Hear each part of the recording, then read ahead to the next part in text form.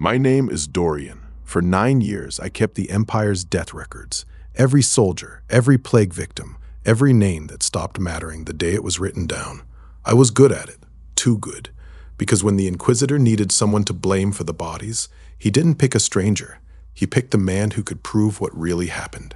They didn't give me a trial. They gave me a sentence. Aldrich stood on the steps in white and gold and read out the word necromancer like it was a blade. And the crowd that had known me my whole life believed it, because it is easier to believe a monster than a cover-up. They struck the chains off at the gate and drove me out into the wastes with nothing but the clothes on my back. No food, no water, no rank. The last thing I heard before the gate closed was Aldrich's voice, low enough that only I would catch it. The grave will finish what the records should have. The mass grave is where the Empire dumps everything it wants to forget. War dead, plague dead, enemies of the crown. Generations of them, layered so thick the ground itself is more bone than dirt. The Empire never buries its dead. It just throws them somewhere far enough away that no one has to look. I walked into it with no water and no plan, and for the first day I just wandered among the dead, looking for a stream, a root, anything. There was nothing, just bones and rags in the wind, and the slay realization that Aldrich hadn't sent me here to be killed. He'd sent me here to starve, slowly, where no one would ever find the body of the man who knew his secret. On the second night, I collapsed against a cart that had been left to rot. My hands, an archivist's hands, ink-stained and useless out here, were shaking so badly I could barely close them. I reached out to brace myself, and my fingers found a corpse, and the corpse was still wearing the sigil of the office I'd been thrown out of. I don't know if it was the hunger or the fever or the last stubborn flicker of a mind that refused to die in a ditch, but the moment my hand closed on that corpse, something answered. Cold, old. Not a voice, a weight, settling behind my eyes like a second set of lungs, breathing in the dark. An interface rose over my face, green-black like pond rot, and it didn't show my strength or my rank or anything the Empire ever cared about. It showed the dead. It showed mana, some measure of my own life already flickering at 7. It showed gold and food and the number of living souls under my hand. 1. Just me. And underneath it, a rule, printed as plain as any ledger I ever kept. The system counts and unlocks, but it never conjures. It would show me how to raise the dead. It would never just hand me an army. For that, I would need real corpses, real labor, and a real cost, paid out of my own living breath. I did what a man half dead and wholly desperate does. I followed the rule. I read the cost, 1 unit of mana, my own life force, spent like coin, and I paid it. The corpse in the cart twitched. Then it sat up, slow and wrong and patient, and it turned a face with no eyes toward me, and it waited. I expected it to be a monster. It wasn't. It was a laborer. The bones remembered being a man who'd hauled stone and dug ditches, and that memory, not hunger, was what the system woke. It climbed down off the cart, straightened its rags with a dignity the dead shouldn't have, and stood at my shoulder like it had been waiting for an order. That was the first time I understood what I'd been given. Aldrich had thrown me into the one place in the Empire with an endless supply of what the system needed. The graveyard wasn't my coffin, it was my warehouse. And then the cost came due. The mana the system had taken wasn't some abstract number on a panel. It was me. My legs gave out. My vision narrowed to a tunnel. For one long moment, I felt the cold of the grave rise up through my chest, and I understood, with a clarity the starving never get, exactly what I'd just spent. Every dead thing I raised would be paid for in my own life. Raise too many, build too fast, and I wouldn't be a king of the dead. I'd be one more corpse in the pile, with a city of bones standing over me, and no one left to tell them what to do. So I learned the first and hardest law of the dead. They are patient, and I would have to be too. I let the hauler drag me to shelter. I lay there breathing, watching my single soldier stand guard over a man too weak to stand, and I made a promise, slowly, deliberately, one raise at a time. She found me at dawn, a woman in a fitted dark coat, a raven-beaked mask hanging loose at her throat, standing at the edge of my shelter with the easy patience of someone who has been alone among the dead long enough to stop being surprised by anything. Her eyes went from me to the hauler and back, and she didn't run. "You're not here to die," she said, and her voice was flat, clinical, like she was reading a diagnosis. "You're here to rise. I've been waiting 3 years for someone the grave didn't swallow." Her name was Mirelle. She was a plague doctor, and the mass grave was her ward, her hospital, her home. I expected her to fear the thing I'd raised. She didn't. She circled it, cataloged it the way I once cataloged records, and pronounced it sound. Then she looked at me, hollow-eyed, starving, still gray from the mana I'd spent, and she held out a skin of water and a strip of dried meat, and told me the one thing no one had said to me since the gate closed. She walked me through my new kingdom like a steward showing an heir the ledgers. "The dead are not all the same," she said, and she showed me. War dead, whole enough to raise, bones dense from years of marching. Plague dead, too far gone, useful only for the quicklime. And the land itself, poisoned, she said, by a century of rot, but not dead, not yet. "A living man can't farm this soil. It'll make him sick before the first harvest. But your dead don't breathe, don't eat, don't sicken. They can till the poisoned ground, and it won't cost them a thing." She said it like an idle thought, but I saw where she was pointing. Food, shelter, a wall, all of it built by hands that never tired, on land no living man could touch. I looked out over the field of the dead, thousands of them, stretching to the horizon under the gray. And for the first time since Aldrich read my sentence, the fear in my chest turned into something else, something cold and patient, and very, very sure of itself. That night I didn't sleep. I sat with the ledger of my new life spread out in my head. Corpses for labor, poisoned land for food, my own life force as the coin I'd have to spend for every single one of them, and I started to plan, not to survive the grave, to build on it. At first light, I sent the hauler to clear the ground around the shelter, dragging stone and bone into a rough ring the way its old hands remembered. Mirelle watched me work the way she watched everything, assessing. Then she pulled her mask up over her face and went to catalog the dead, sorting the whole from the gone, because I couldn't raise what I didn't know. It was not much. 1 undead laborer, 1 plague doctor, 1 half-starved archivist, and a ring of stones in the middle of a graveyard. But the system counted it all the same, and for the first time it didn't feel like a sentence. It felt like a foundation. 100 miles away, in a keep of white stone and gold, Inquisitor Aldrich stood at a window and looked out toward the wastes. He did not believe in loose ends. He believed in records and in the men who kept them, and he had never once slept easy since the day he'd had to put a name to the plague's true source. He told himself the grave would finish it. Starvation was patient. The dead were patient. But something had been needling him since the sentence was read. The look on my face as the gate closed, the one he'd meant to see fear in, and had instead seen something cold and undefeated. It was irrational, and Aldrich did not leave irrational things unexamined. The scout rode out at dusk, a single rider on a gray horse, with orders to look and report and do nothing else. But orders like that have a way of becoming the first shot of a war, and neither of us knew it yet. All I knew, 100 miles away, was that the ring of stones was a wall now, and the wall was going to hold.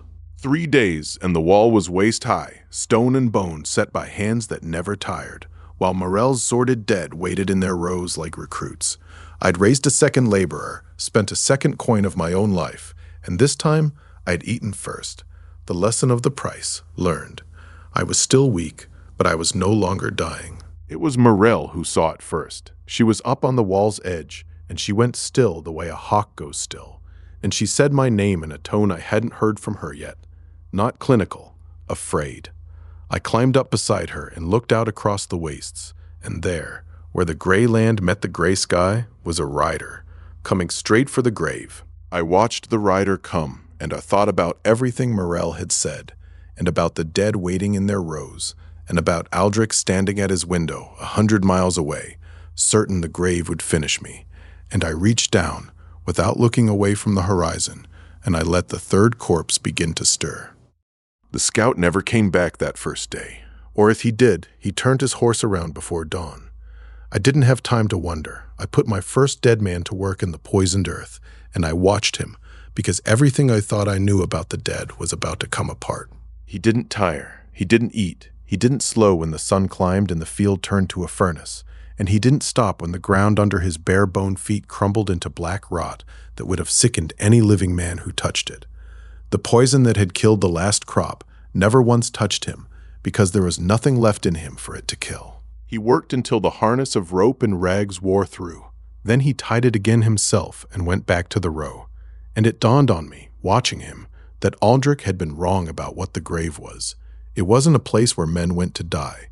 It was a place where men went to keep working, forever, without wages and without rest. A living farm needs mouths and sleep and wages. Mine needed none of it, only corpses I could raise and a field no living man could stand in for a day. That was the arithmetic of it, and once I saw it, I couldn't unsee it. The dead were not soldiers first, they were hands. So I began to lay out my new kingdom, the way I'd once laid out the Empire's archives, one ledger line at a time. Corpses for labor, poisoned land for food, stone and bone for walls, and the coin I'd pay for every single one of them, my own living breath, spent out of my chest like ink from a pen that only had so much. It was a thin thing, that first economy. One laborer, one archivist, a field of rot. But it was real, and it was mine. And for the first time since the gate had closed behind me, I wasn't waiting to die. I was doing arithmetic, and the arithmetic said the grave could feed me. Morel was already up when I found her, walking the rows of the dead the way a clerk walks the stacks, and she stopped me before I could raise another at random. Not every body is a laborer, she said, and she knelt and turned a corpse so I could see. Some are too far gone. You'll waste your life raising those. She taught me to read them the way she did. War dead, whole under their rags, bone dense from years of marching. Those rise strong. Plague dead, brittle and hollow, their marrow gone to rot. Those rise wrong, or not at all, and the mana you spend on them is thrown into the ground. It was quality control, and I had never once thought of the dead as having a quality. I watched her sort the dead into rows, whole and gone, the way a quartermaster sorts stores, and I understood that I hadn't just found a doctor in the grave. I'd found the woman who could tell me, before I spent a single coin of my life, exactly what I was buying. It took 4 days. 4 days of the laborer breaking the poisoned soil, of Morel pointing out the one patch of ground where the rot had thinned, of me spending my evenings sick with the fear that nothing would grow. Then, on the 5th morning, I found it. A single green shoot, thin as a needle, standing in the middle of a field the Empire swore could never grow anything again. I'd seen harvests in the records, thousands of bushels, the Empire's granaries full to the rafters. None of it had ever made me feel anything. This one shoot did, because it meant the dead could do what the living had given up on, and if the dead could grow food on poisoned ground, then the grave wasn't a graveyard anymore. It was a farm. Morel stood beside me and didn't say anything for a long time. Then she reached down and touched the shoot with 2 fingers, the way you touch a fever you were afraid of, and when she looked up her face had gone soft in a way I'd never seen it. "It'll need water," she said, "and I know where the grave keeps its spring." The green was a signal, and the wasteland read it before I did. On the 6th night I came back from the spring to find 3 of them at the edge of my field. Scavengers, so thin their ribs showed through their rags, staring at the rows of shoots the way starving men stare at anything that might be food. The Empire had thrown them out here too, once. The grave had just taken longer with them. They weren't soldiers, they were the desperate living, and that was the first thing I'd forgotten in all my arithmetic. Food doesn't just feed me, it calls. Every crop I raised out of the dead ground was a flame in the dark, and the wasteland was full of moths with empty stomachs and nothing left to lose. My laborer stood at my shoulder, patient and eyeless, and the scavengers looked from the dead thing to the green shoots to me, and I saw the exact moment they decided I was the weaker of the 2 problems. I didn't raise my hand. I didn't have to. The laborer took 1 step forward, and the bone in his jaw ground, and all 3 of them understood what they were really looking at. Morel found me by the fire that night, and for the first time since I'd met her, she didn't open with a diagnosis. She sat down across from me and watched the flames, and when she finally spoke, it was quieter than I'd ever heard her. "You look like you were going to feed them," she said, "not fight them." "The Empire throws men out here to die," I told her. "It threw you. It threw me. If I turn the starving away, I'm no better than the gate that closed behind me. It was the first time I'd said what I was actually building, out loud, and it hung in the air between us like a promise I wasn't sure I could keep. I watched her face in the firelight, and I saw something in it that hadn't been there the day she'd found me half dead by the cart. Not wariness, not assessment. It was the look of a woman deciding, against every hard year of her life, that she might have found a reason to stay. The next morning, I raised 2 more. Mirel had picked them from the war dead, a sapper with hands that had hauled timber, and a farmer's son who died marching and whose bones still remembered the furrow. I paid for each of them out of my own chest, the way I'd learned to, slowly, 1 thread of green at a time, eating first so the price didn't put me on my knees. The cost hit me the same way it always did, a cold that started behind my ribs and spread outward, like the grave reaching up to take its due. But this time, I stayed on my feet. This time, I had food in my stomach and a doctor at my side and a plan. And when the 2 new dead sat up and turned their eyeless faces toward me, I didn't flinch. 3 of them now. A hauler, a builder, a farmer. The start of something that looked less like a grave and more like a settlement, if you squinted, if you could stand to look at the dead working and not see monsters. Most men couldn't. I was starting to. The dead worked through the night, because night was no different to them than day, while I slept, or tried to, my chest still cold from the raising. The 3 of them hauled stone and set bone into mortar. Mirel had taught me to mix from grave clay, and by morning the wall that had been waist-high was shoulder-high and growing. It was the first wall of the city that would one day hold 100,000 souls against an empire, but I didn't know that then. All I knew was that the dead didn't stop when the moon set, didn't grumble, didn't need to be fed or paid or rested, and that there was a terrible, wonderful arithmetic in that.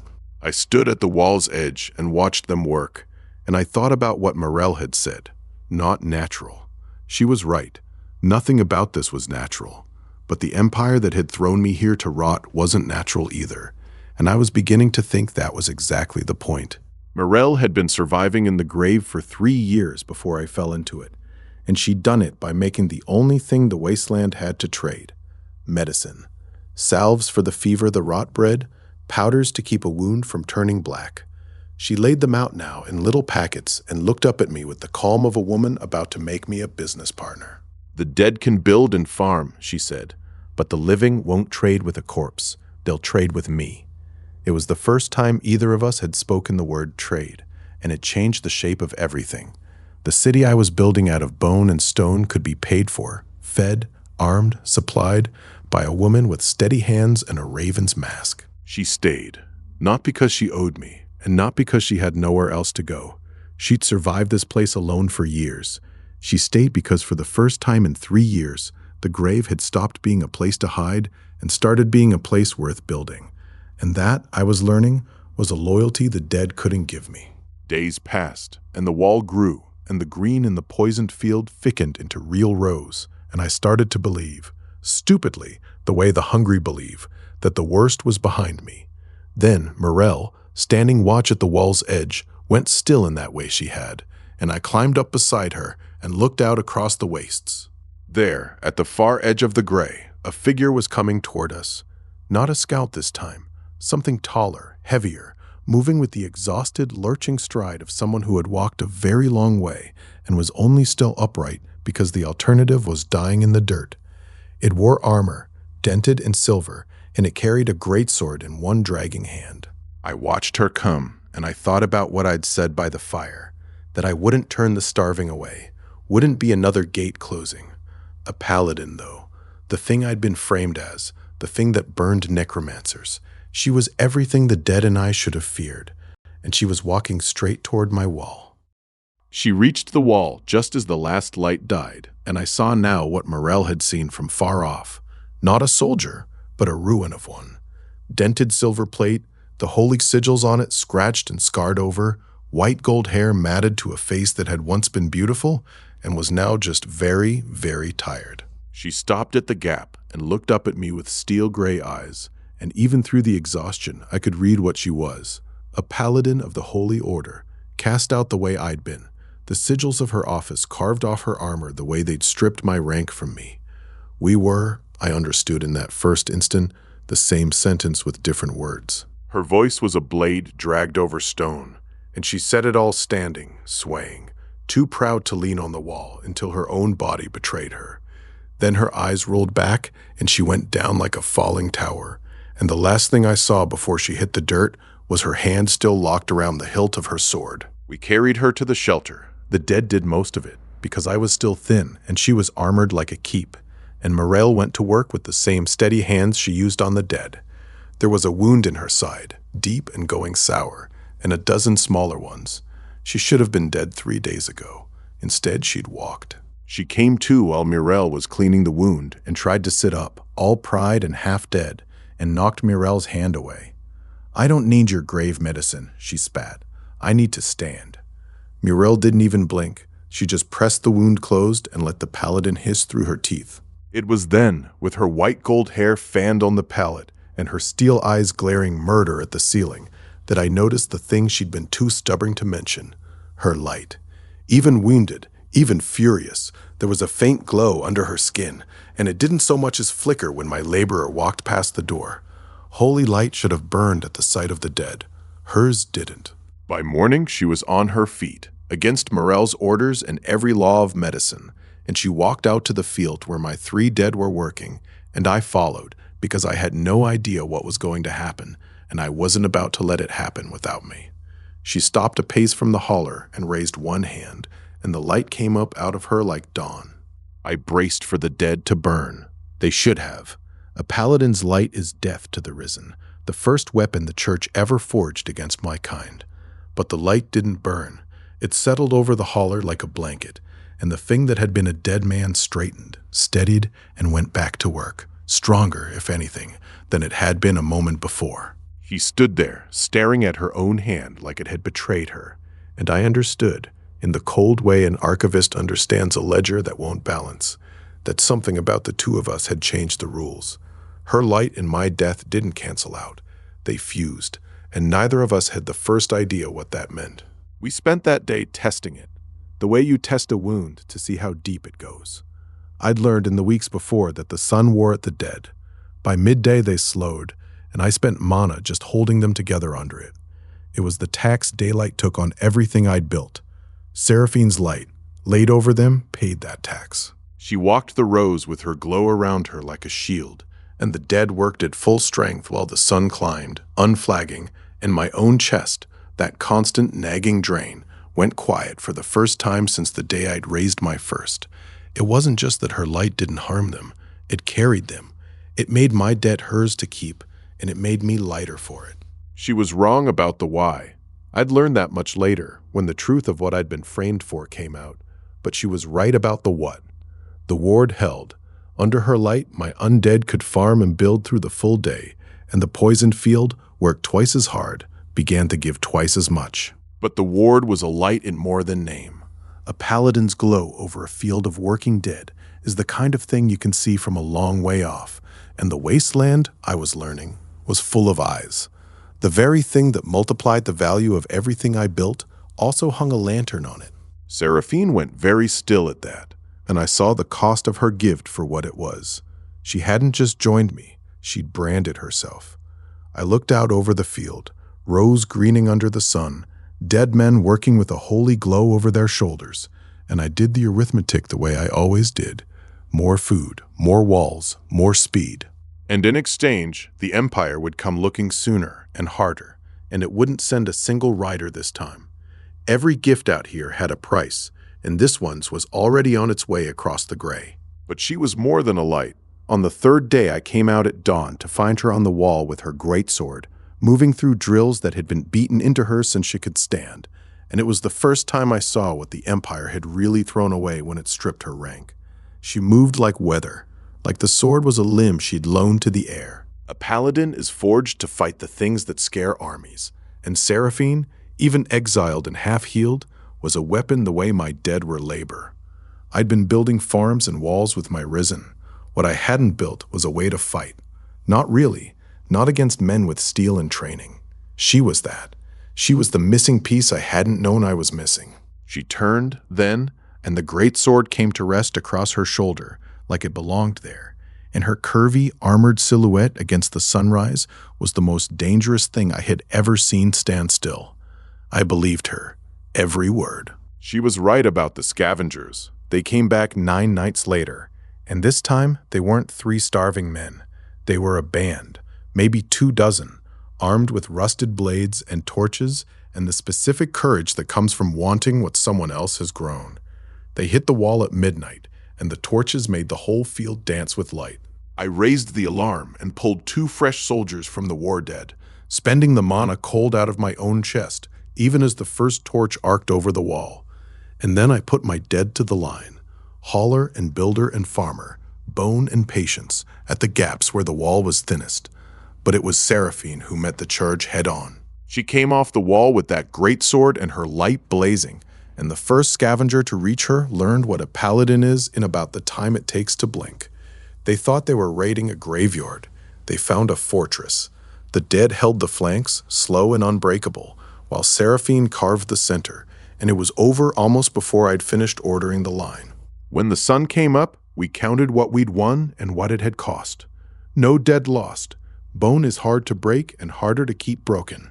And Seraphine stood in the wreckage of the gate with her sword point down and her breath ragged, the light still leaking off her like steam. I sent the dead to repair the wall and told her to sit before she fell. She laughed at that, a short, surprised sound, like it had been a long time since anyone had told her to rest, and meant it. The church would call this an abomination, she said, looking at the dead setting stone while her light still lingered on them. A paladin standing with the risen. They'd burn us both. She looked at me. Let them try. I stood with her in the first light and watched my dead work, and for the first time since Aldrich read my sentence, I let myself feel something other than the cold arithmetic of survival. It felt, for one unguarded moment, like the beginning of an army. Not an empire, not yet, but the start of something that could stand. That evening, she told me the rest of it. How they'd offered her a way back. Repent, the Inquisitor had said, and condemn the Archivist, and you keep your rank and your sword and your place in the light. It would have been the easiest thing in the world. She'd thrown it away instead, for a man she'd never met, because she'd been in the room when the sentence was read, and she'd known a frame when she heard one. I couldn't save you, she said, staring out over the field. I couldn't even slow it down, but I could refuse to be the hand that held the torch. She turned to me then, steel-gray eyes level, and there was no doubt in them at all. I chose you once, Archivist, before I'd ever seen what you'd become. Watching this place rise, I'd make the same choice again, only now I know why. I didn't have words for that. I'd spent 9 years in rooms where loyalty was a thing people wrote down and then forgot, and here was a woman who'd thrown away everything for the principle of it. So I told her the truth instead, that I was cursed, not chosen, and that whatever she'd seen in me, I hoped it was enough to be worth the ruin she'd paid for it. And that was when I made the mistake. The victory, the fusion, the feel of her light carrying my dead and easing the drain in my chest, it all went to my head like strong wine, and that night I walked out to the rows with a dozen fresh corpses laid ready and a certainty in my gut that I could raise them all at once. The fusion had made the dead feel cheap. Her light steadied them, carried them, and somewhere in the back of my skull the old warning, every raise paid in my own life, had gone quiet under the glow. I put my hands on the first corpse and pulled, then the second, then the third, and I told myself I could stop whenever I wanted. I didn't want to. Seraphine's voice reached me from somewhere far away, sharp with alarm, but the light was in my eyes and the dead were rising, and it felt like power without a bottom. I didn't know yet that I was spending my own heartbeats. I didn't know that the bottom was there, waiting, and that I was about to fall into it, with a dozen corpses half risen around me. I don't remember deciding to raise a dozen. I remember the wanting of it, the city growing in my head, walls and farms and an army, all of it just a few corpses and a little more of myself away. The fusion had made the dead feel weightless, and somewhere in that weightlessness, I stopped counting the cost. The first corpse came up easy, the second too. By the fifth, I was grinning. If a man hollowed out by hunger and grief can grin, and the green light was leaving my chest in a river now, not a thread. The rows around me filled with dead things sitting up, and it felt like the grave itself was answering a command I hadn't quite finished giving. Then the light hit the bottom of me. It was like reaching for the last coin in a purse and finding nothing but the seam, a sudden, sickening empty where my own life had been, and the half-risen dead around me froze mid-motion, caught between corpse and servant, and I heard the system speak for the first time in something like warning. My knees went, then my hands, and the cold came up out of the earth and wrapped itself around my spine the way it had the very first time, only worse, because this time I'd kept pulling after the purse was empty. The half-risen dead settled back to the ground one by one, undone, and I watched them fall with the strange, slow clarity of a man watching the tide go out. Seraphine reached me first. I know that because her light was the last thing I could see. That and her face, white gold hair blown wild, her steel eyes wide with a fear I'd never seen in her. "What have you done?" she kept saying. Or maybe she only said it once. It echoed either way. Morel's hands were on my chest a moment later, cold and certain, pressing down over my heart like she was trying to keep it in. The last thing I saw before the dark took me was the assistant's panel, flickering over my face like a dying candle. The numbers had stopped moving, and the one that mattered, the one that was me, was down to a single, guttering point of light. I woke in the shelter with the taste of grave dirt in my mouth, and a weight on my chest that took me a long moment to understand was just the blanket and not the earth itself. Morel was there, and Seraphine, and neither of them looked like they'd slept. The panel still hovered at the edge of my vision, dim, patient, showing me the same single point of light. "You nearly killed yourself," Morel said, and there was no diagnosis in it, only a cold anger I'd never heard from her. "The system doesn't conjure the dead out of nothing. It raises them out of you. Every one of them is a piece of your own life, and you tried to spend yourself on a dozen at once. You didn't run out of some magic. You ran out of you." I lay there and let it sink in, the way you let a wound bleed before you bind it. The number on the panel wasn't mana, the way a mage has mana. It was the measure of a body's life force, my body's, and I had spent it like it was coin I could earn back by morning. It wasn't, and the price of thinking it was had nearly been every dead thing I'd raised, standing over my corpse with no one left to tell them to stop. That was the day I learned the shape of my cage. Not the grave, not the empire, not Aldrich.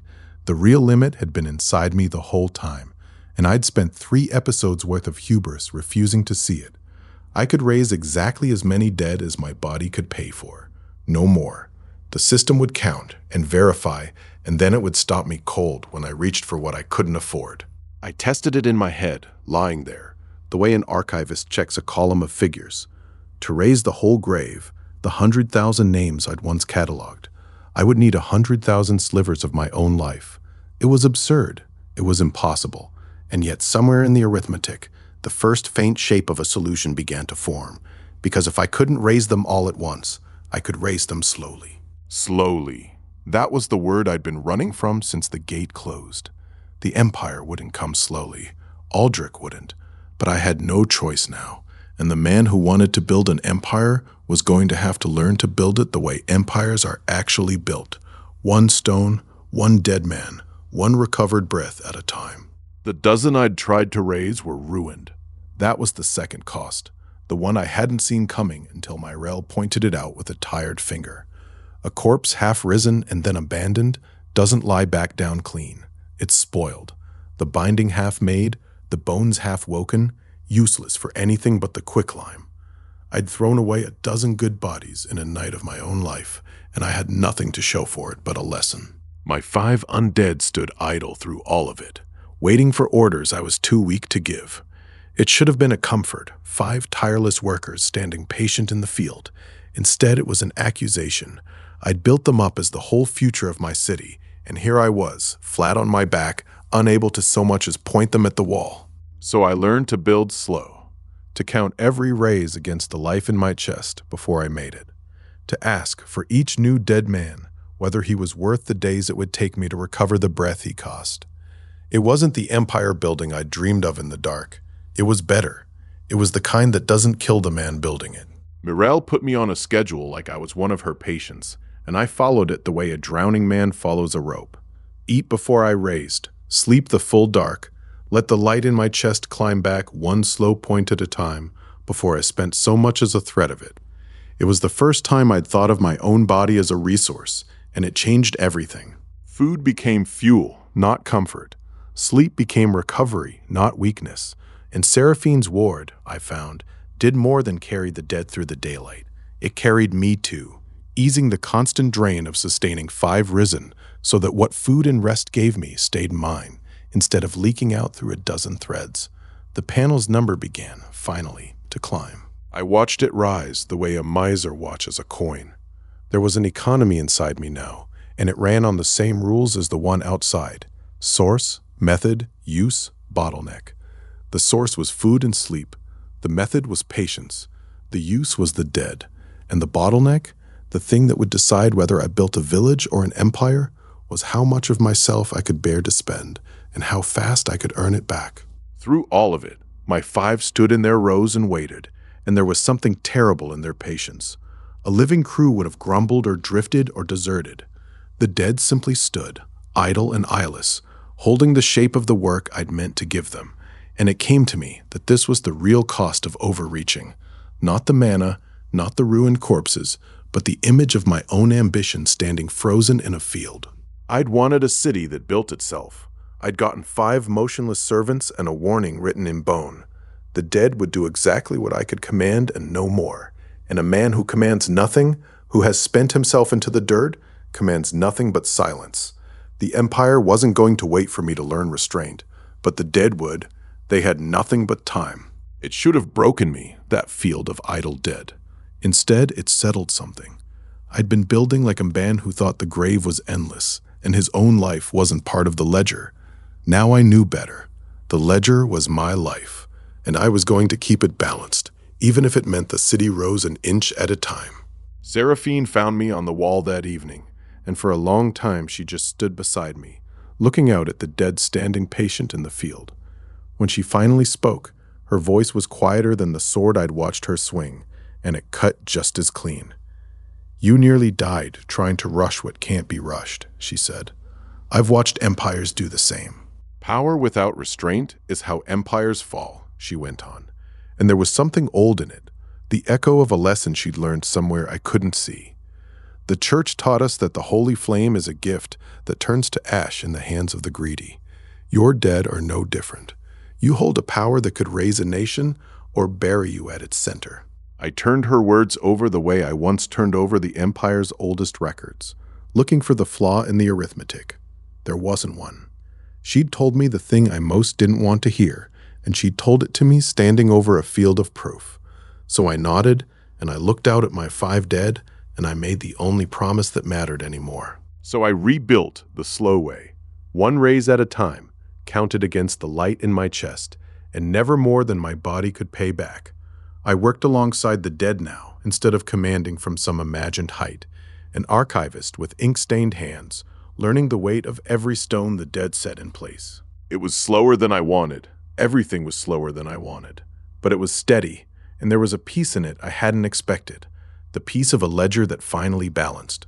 I ate, I slept, I raised, I recovered, and the city, still more of a wall and a field than a city, kept rising, 1 dead man and 1 recovered breath at a time. The panel stopped frightening me that week. I stopped seeing it as a countdown to my own death and started seeing it for what it was, a measure of how much of myself I had left to give, and a reminder of exactly how much the dead I'd already raised were costing me. Discipline, Seraphine had called it. It felt less like discipline and more like learning to breathe underwater. But I was learning. It was a week later, maybe more, when Mirelle came down off the wall with that hawk-still look again. And this time, she didn't say scout or raiders. She said 1 word, flat and strange, wagon. I climbed up beside her and looked out, and there, at the edge of the gray, was the wreck of a merchant's caravan. A tipped cart, its wheels gone, its goods scattered across the dirt like a spilled ledger. And moving through the wreckage toward us, slow and broken, and clearly at the end of everything, a single figure. Even from that distance, I could see it was a woman. And even from that distance, I could see she was carrying something against her chest, like it was the only thing in the world worth holding on to. I stood there with my mana low and my dead patient in the field, in my city still more promise than stone, and I thought about every lesson the grave had beaten into me, about cost and restraint, and how every living thing that came to me out of the wastes was a mouth I'd have to feed and a risk I'd have to take. Then I thought about the gate closing behind me, and what I'd sworn to Morel by the fire, and I climbed down to meet her. Her name was Cordelia, though I wouldn't learn it until she was well enough to trade me for it. She came to us half dead from the wreck of her caravan, a merchant's coat torn over a gown in tatters, chestnut hair escaped from what had once been a neat twist, and she'd walked miles on a gashed leg with a ledger pressed to her chest like a child. Morel worked on her the way she worked on everyone, steady, unimpressed, and even unconscious. The woman wouldn't let go of the book. It took Seraphine's patient prying to work it free, and the moment it was gone from her hands, she woke swinging, sharp hazel eyes snapping open like a blade drawn in the dark.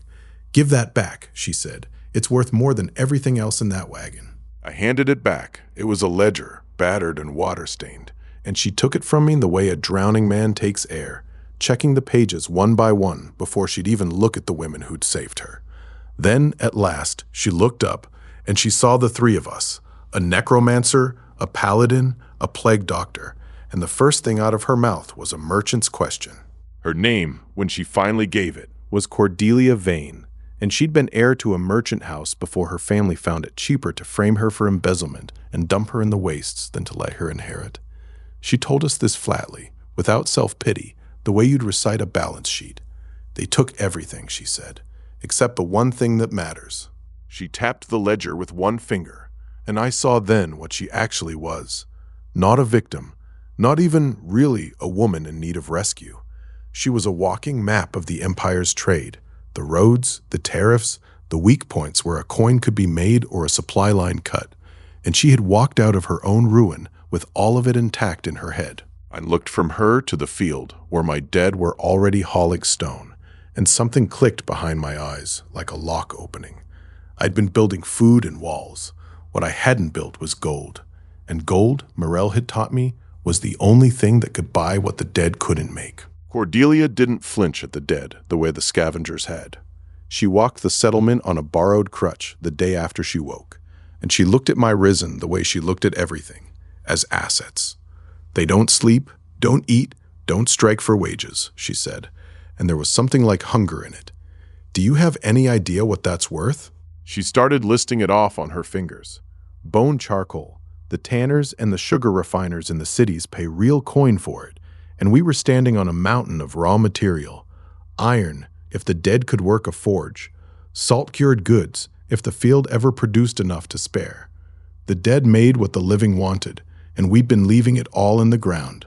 I watched her inventory my grave like a shopkeeper counting stock, and for the first time since Aldrich read my sentence, I felt the shape of something I hadn't dared to name. This place wasn't just a refuge. It wasn't just a farm or a wall. It could be a business, and Cordelia, broken leg and all, was the only person in 100 miles who could see it. It took her 2 days to flag down a trader. He was a grain man making the long haul past the grave's edge, and he only stopped because a woman on a crutch was standing in the road shouting the one word every merchant obeys: goods. Cordelia sold him a load before he'd even set the brake, a bundle of undead forged iron tools and a cart of bone charcoal the dead had cut and burned overnight. The trader's face went from wary to greedy to scared and back again, and Cordelia worked him the way a tide works a shoreline, patient and relentless. The tools spoke for themselves. The dead don't tire, so the steel was even and the edges true. The charcoal was clean and black. By the time the sun set, she'd turned the dead's labor into a pouch of coin so heavy it bent her hand. I stood behind her and watched, and I understood that everything Morel had said about trade was only half the story. The dead could make the goods, but it took Cordelia to make the goods into gold. And gold, out here, was the difference between a grave and a town. But gold comes with a witness. The trader rode off richer than he'd planned, and he'd seen everything. The dead hauling the load, the bone charcoal, the woman who'd sold it all with a crutch under one arm. He'd keep quiet for a while, because a man who's just made good coin doesn't talk his supplier onto a pyre. But men talk eventually. Morel said it before I could. He'll drink and he'll brag, and the Rom ear will hear it. A merchant selling goods from a graveyard, worked by the dead. That's a story that walks straight to the church's door. Cordelia didn't flinch. Everything worth having costs a rumor, she said. The trick is to be worth more than the rumor costs. I'd wanted gold, and now I had it. And with it, the certainty that the Empire's shadow had just gotten a little longer over my wall. That was the trade, and there was no undoing it. The only answer there ever was out here, was to build faster, and to make sure that when the rumor finally reached Aldrich, it reached a city, not a graveyard. That night, Cordelia spread her ledger on the ground and drew the Empire in the dirt for us. The roads, the rivers, the customs houses where a bribe weighed more than a tariff. It was the Empire's bloodstream, and she knew every vein. The crown taxes everything that moves, she said, except the things that move quietly. She showed us the weak points the way another woman might show a garden. The northern pass, where the grain tithe bottlenecks every harvest. The river route that runs goods to the capital under the church's own nose. A dozen places where a merchant who knew the map could turn a little gold into a lot. Or, and here her voice went low and hard, starve a legion by cutting one road. I looked down at the map she'd drawn in the dirt, and I saw my own arithmetic laid over it. The Empire wasn't just a wall of stone and gold 100 miles away. It was a web, and Cordelia had just handed me the map of where to pull the threads. It was the most dangerous thing anyone had given me since the system woke. With the first gold in hand, Cordelia didn't hoard it. She put it to work, and she did it the way she did everything, by not paying coin where goods would do. The next trader through got a second cart of bone charcoal in exchange for seed, for medicine Morel named off a list, and for raw iron the dead would beat into tools and blades. By then, my strength had come back. Food, sleep, and the wards Seraphine kept over the field, all of it paying the life force back into my chest, until the panel's number climbed higher than it had been since the day I'd nearly died. So I raised 3 more, specialists this time, a smith, a charcoal burner, a carter. The seed went into the poisoned ground, the iron to the forge, and the dead set to work on all of it without once slowing down. I watched the economy close its first full loop, and I felt something like vertigo. Corpses became labor. Labor became goods. Goods became gold. Gold became seed and steel. And the whole thing circled back to feed the field and arm the wall. It wasn't magic. It was a ledger, balanced at last, and I'd built it out of a graveyard and a framed merchant's memory. Standing on the wall that week, I could see the whole machine I'd built, and for the first time, it looked less like a refuge and more like a place. The field, greening under the dead's patient hands, the forge, ringing, the wall, shoulder high and climbing, Morel's medicine, Seraphine's ward, Cordelia's routes, and my dead, the engine under all of it. It was still small. 8 dead, a field, a forge, a wall, 3 women, and an archivist. But it had something the grave had never had before, a reason to grow, gold to buy what it couldn't make, food to feed the mouths it would need, and a paladin's light and a doctor's hands to keep the living alive inside it. The economy was complete. The only thing it needed now was people. And people I knew would come. The field was visible now. The wall was visible. The glow of Seraphine's ward was visible. Everything I built made the place a little harder to miss, and a little harder for the Empire to ignore. I could feel it coming, the way you feel a storm before the clouds gather. Cordelia found me alone that evening, and for the first time since I'd met her, she wasn't selling anything. She sat down beside me and set the ledger on her knees, and she ran her thumb over the mended spine the way you'd touch a scar. "You could have taken it," she said quietly. "When I was out cold, it's worth more than I am on paper. You gave it back." "The Empire took everything from me to bury what I knew," she went on, sharp hazel eyes fixed on the horizon. "My name, my inheritance, my place. But you handed me the one thing I had left and let me keep it. Do you know what that's worth to a woman who's had everything else stolen?" I told her I did. I'd had my own name taken. I knew exactly what it cost to get even a piece of yourself back. She looked at me then, and there was no wheedle in it, no merchant's angle, just a woman deciding something. "I'll make your grave rich, Dorian," she said, "and when the Empire comes for you the way it came for me, I'll make sure you're not facing it broke and alone." It wasn't loyalty. It was something older and harder than that. It was debt, paid in full, and she meant every word. 100 miles away, in a hall of white stone and gold, The rumor finally arrived. A grain merchant, drunk and bragging in a tavern on the river road, let slip a story about goods from a graveyard. Iron worked by hands that never tired, charcoal black as sin, and a woman who'd sold it all for a pouch of coin. The story went from tavern to chapel to confessional in 3 days. it reached Inquisitor Aldrich on a morning no different from any other, Delivered by a young priest who didn't understand the weight of what he carried. A merchant claims the dead are working the mass grave, Your Grace, the priest said. Building, farming, forging, and Aldrich, who had been certain for weeks that the grave had finished me, went very, very still. I didn't know any of that yet. I only knew, standing on my wall 100 miles away, with the forge ringing and the field green behind me, that the storm I'd been feeling was finally on the horizon. The trade that had made me rich had also made me seen, and the empire, which had thrown me away to die, was about to send someone to make sure the job got finished. The rider came alone, the way Aldrich's eyes always came, from far off, watching. He reined in on a rise, a half-mile out, and sat his gray horse still as stone, and I knew the moment I saw him that he wasn't a trader or a scavenger. He wore the gray of the Inquisitorial Guard, and he looked at my settlement the way a man looks at a rumor he was hoping wasn't true. He'd been sent to look and report and do nothing else. But some orders carry their own fate. He sat there while the dead hauled stone in the daylight, and the field greened behind the wall, and Seraphine's ward glowed over it all like a second, colder sun. I could almost see him adding it up. The undead, the paladin, the city rising out of the bones. It was too much for one man to unsee. Then he turned his horse and rode, not fast, not panicked, but with the terrible steadiness of a man carrying news that would burn whatever it touched. And I knew, standing there on my wall with Morel beside me, that the storm I'd been feeling for weeks had just made landfall. In the keep, the scout knelt and told Aldrich everything, and Aldrich listened the way he listened to all bad news, perfectly still, as if the facts were a ledger he was already auditing for the flaw.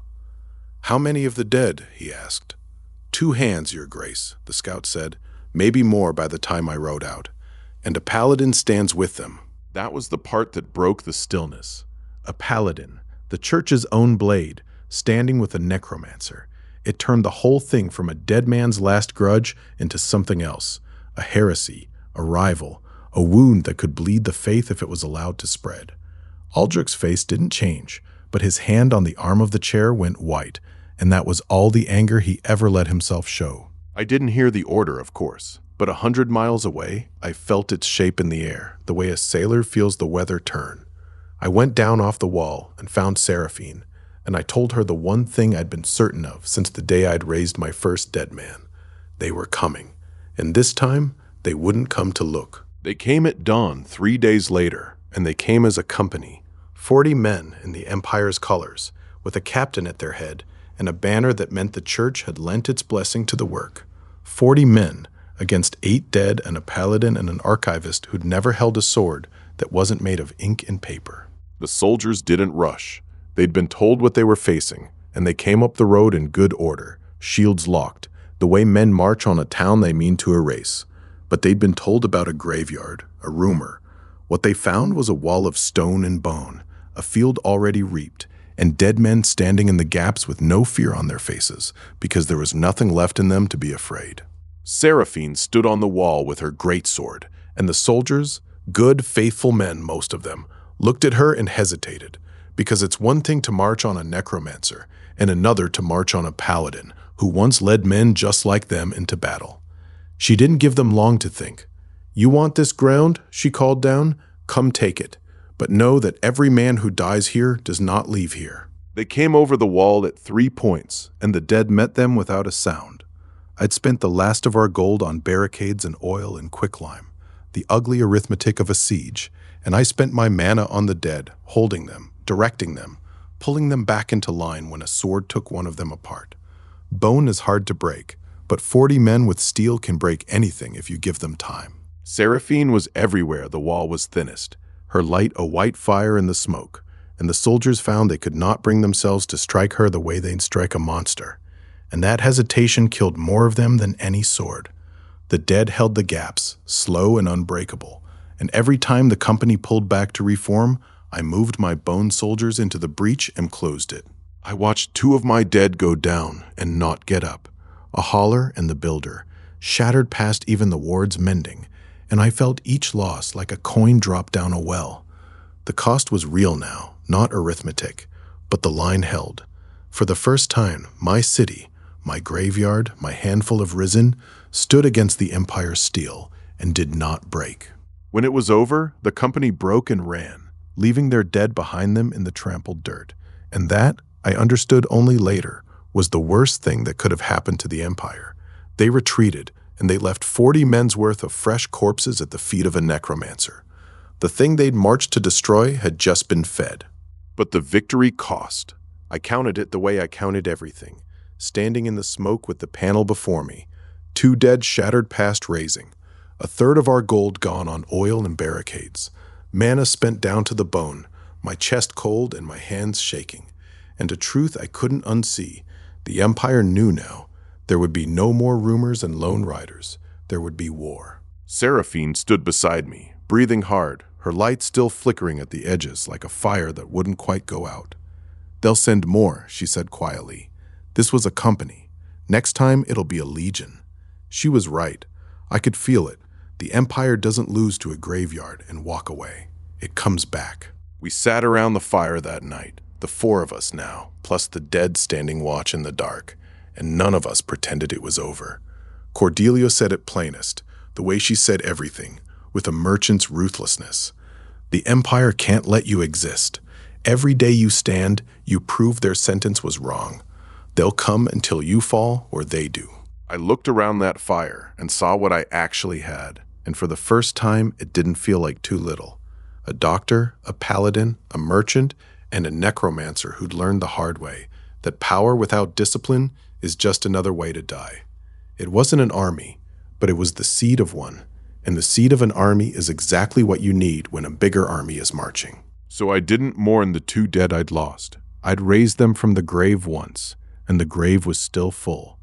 I started to plan, walls higher, dead watching every approach, night and day, a forge that never cooled, and the soldiers lying in the field outside, the Empire's own fallen, waiting to be put back to work, this time for the other side. We built like people with a clock over our heads, because we had one. The dead worked the wall higher and thicker, and I raised watchers from the war dead to stand at every approach with their eyeless faces turned outward, seeing in the dark the way no living sentry ever could. The forge rang day and night, and the smoke of it became a part of the sky. Cordelia spent the last of the coin the way a gambler spends her last stake, on what would keep us alive, not what would make us rich. Oil for the wall, iron for spearheads, quicklime for the dead's own defense. Myrelle mixed her medicines into poultices and kits and set them at every corner of the wall, and Seraphine walked the perimeter each dawn, her light laying the ward fresh, so the dead could fight in the day as easily as the night. It was a fortress by the end of the week, or as close to one as a graveyard can come. Not because I'd wanted a fortress. I'd wanted a farm, a home, a city of the quiet and the dead. But the Empire had chosen what we'd be now, and I meant to make sure it chose wrong about who would fall first. The soldiers we'd buried were the Empire's finest gift to us, though it wouldn't know it for weeks. Myrelle walked the field and read them the way she'd taught me to read the grave. Fresh, whole, armor still good, bone dense from years of drill. The freshest dead you've ever raised, she said, and there was no grief in it, only the cold satisfaction of a physician with good material. And she was right. The fresh ones rose cheap. A corpse days old binds like wet clay, where a corpse months in the rot fights you for every inch. The 6 I raised that day cost me less of my own life than the first 2 ever had, and Seraphine's light steadied them as they climbed to their feet in the Empire's own armor. By the time I'd eaten and slept the price off, the panel had climbed back to 4, a single point lighter than when the company marched, but alive. There was a horror in it, and I didn't look away from it. I raised dead men who'd been sent to kill me, and I set them to guard the people they'd marched against. It was the cruelest arithmetic I'd ever done, but it was also the truest. The Empire threw its soldiers away the way it threw everything away, and the grave, my grave, was always glad to take them back. Through all of it, the battle, the building, the raising, the dead kept farming, because the dead don't stop for wars. While the wall rose and the forge rang, the farmer and the farmhand worked the poisoned field, and the crop that Seraphine's ward had made possible came in thick and heavy, more food than we'd ever had, more than the four of us could eat in a season. Cordelia counted it and did the arithmetic I should have done weeks ago. Food is what a settlement offers the desperate, she said. More than walls, more than gold. A hungry man will risk the dead for a full belly. She looked at me, and there was no merchant in her eyes at all. The Empire's been starving its own people for years. Sooner or later, they'll come to the one place that isn't. I stood at the wall and looked out over the field, green and gold and full, and I understood what she was telling me. The city I'd built to prove a point was about to become a city that fed the starving, and the starving, in the Empire's shadow, were the most dangerous army of all, because they had nothing left to lose, and nowhere left to go, and they were already on the road. They came at dusk, and at first I thought it was another company, come to finish what the first had started. Then the light caught them, and I saw it wasn't steel at their backs, but rags. Dozens of them, then more, a ragged tide of the living pouring out of the wastes toward my wall, and they were not marching. They were running from something. Refugees, families with children on their hips and everything they owned on their backs, driven out by the same empire that had driven out me and Morel and Seraphine and Cordelia, and they had heard, the way the desperate always hear, that there was food in the graveyard, and walls, and a man who didn't turn the starving away. The rumor I'd feared would bring the church had brought something else first. I looked down at them, and I saw the gate closing behind me all over again, and I remembered the promise I'd made Morel by the fire.